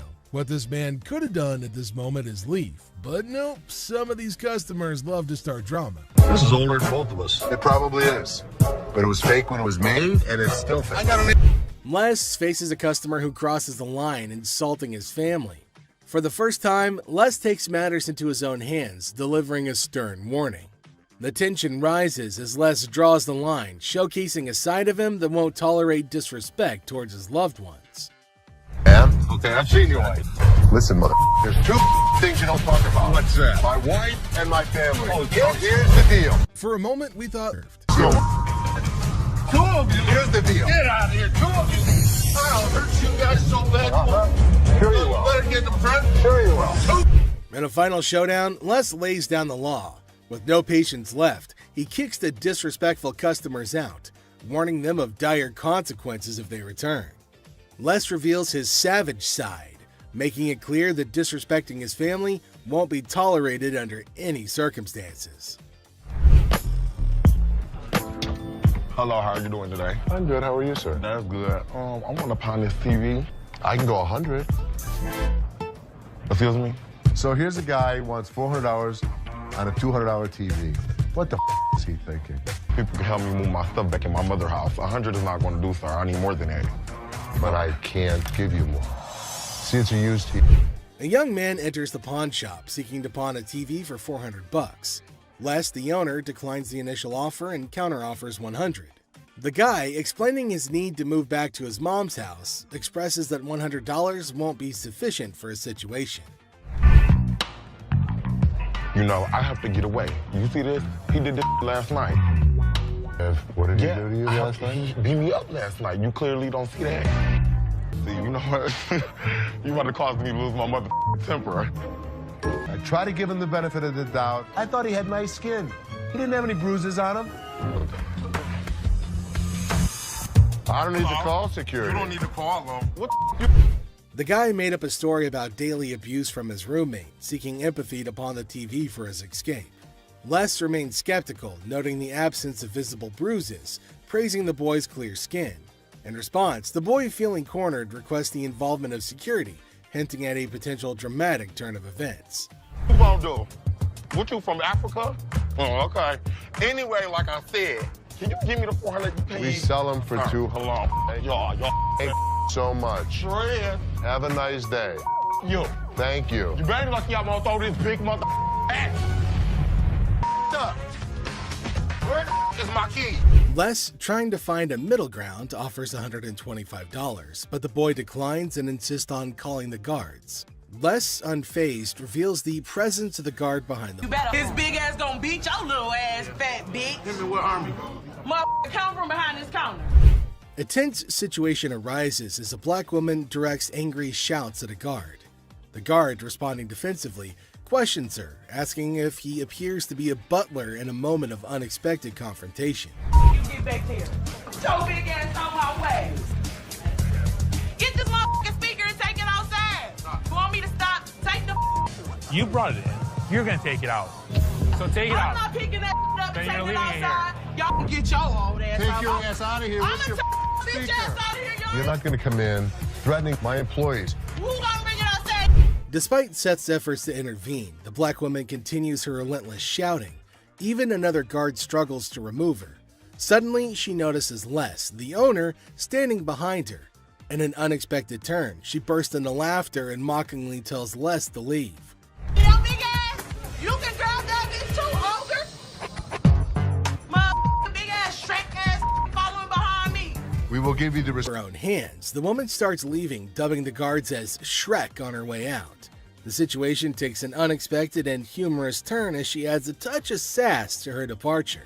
Let's take a look at it. All right. I'm here with my man, and we got in a big argument, and he left me, so I need to He get left back you home. here?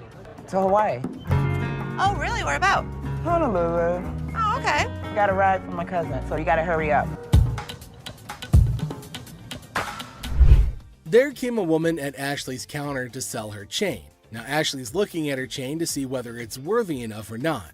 She's asking Ashley to hurry up as she has to leave earlier as her spouse has left her alone here. Really? Okay. How much did you need? I was just trying to not this for you to be nice, but. 600. What up with that? I got this from one of my aunts in Africa. This is $600. Oh, do you know what it is? It's actually a Tahitian pearl. No, this is from Africa. This is an African pearl. Ashley asked her how much she wanted for her jewelry. Now the woman said $600, which is a lot more than Ashley was willing to spend, since Ashley said that it's not an African stone, but the woman was arguing that it was. 600. My ticket cost $600. That's how much I need. Do you have anything else? No. Excuse me? No. Ashley told her that they're not African pearls, so it's not worth $600, but far less. It was at this point that the woman started acting rude. Ashley got shocked at her stupidity and rude behavior. Eventually, she started behaving really bad as Ashley got angrier. What's gonna happen next? 600 or not? You can't get 600 on this. Okay. And also, don't call me a bitch. So you mean to tell me that this ain't worth a mother thing? That's not what I said. It could be worth something. Okay, can I get $5.99? No. Some kind of problem? Okay. Exactly. Can I get $600 or not? You can't get anything. Okay, I you get can't talk to her like this. You can't $7. Oh, I can left you now. Bitch, you don't know what I'm not leaving no place. Yes, you are. Oh, no, I ain't. Oh, yes, What? you are. What are you gonna do? I'll kiss my Honey, you don't have that kind of money. All right, you. All of y'all. Bitch. If you want some help, talk to us like a human being. I'm leaving. Aloha. Who the they think they is? Okay. We have a heart one. It's really pretty. Can I see it? There came a man to Ashley asking for something to buy for his daughter. Now, he inferred that she's about 12 years old and he wants something interesting for her. But he's constantly picking his nose, which was making Ashley cringe. He's not stopping from doing such cryptic things, but he's constantly doing it in public. Ashley asked him to let her know if there was something he was interested in buying for his daughter. Look at it. How much you want to spend? Like 100, 150, but 75. can I touch it though? That's bull. I was charging him like $75 on this watch just to give him a deal so he didn't have to touch it with his snotty hands. Can I see the sanitizer for a second? Now, the man selected a watch, but Ashley didn't want him to touch anything with his dirty hands. She asked him about his range and he said he wants something under $100, and the watch was $75. The man didn't agree to buy it, nothing in the shop, but he refused. And this is going to be a very serious problem. They're probably going to have a fight. Ashley got angry and asked him to leave despite no deal. She just wanted him gone. She didn't care for the deal or profit, but just getting him out of the shop. Well, then came the guards who made sure that he left, and Ashley used sanitizer everywhere on everything that he put his hands on. Well, that's it for today, everybody. Thanks for being part of the Hardcore Pawn adventure with us. We hope you like the drama and the surprises. Stay tuned for more pawn shop stories. See you next time.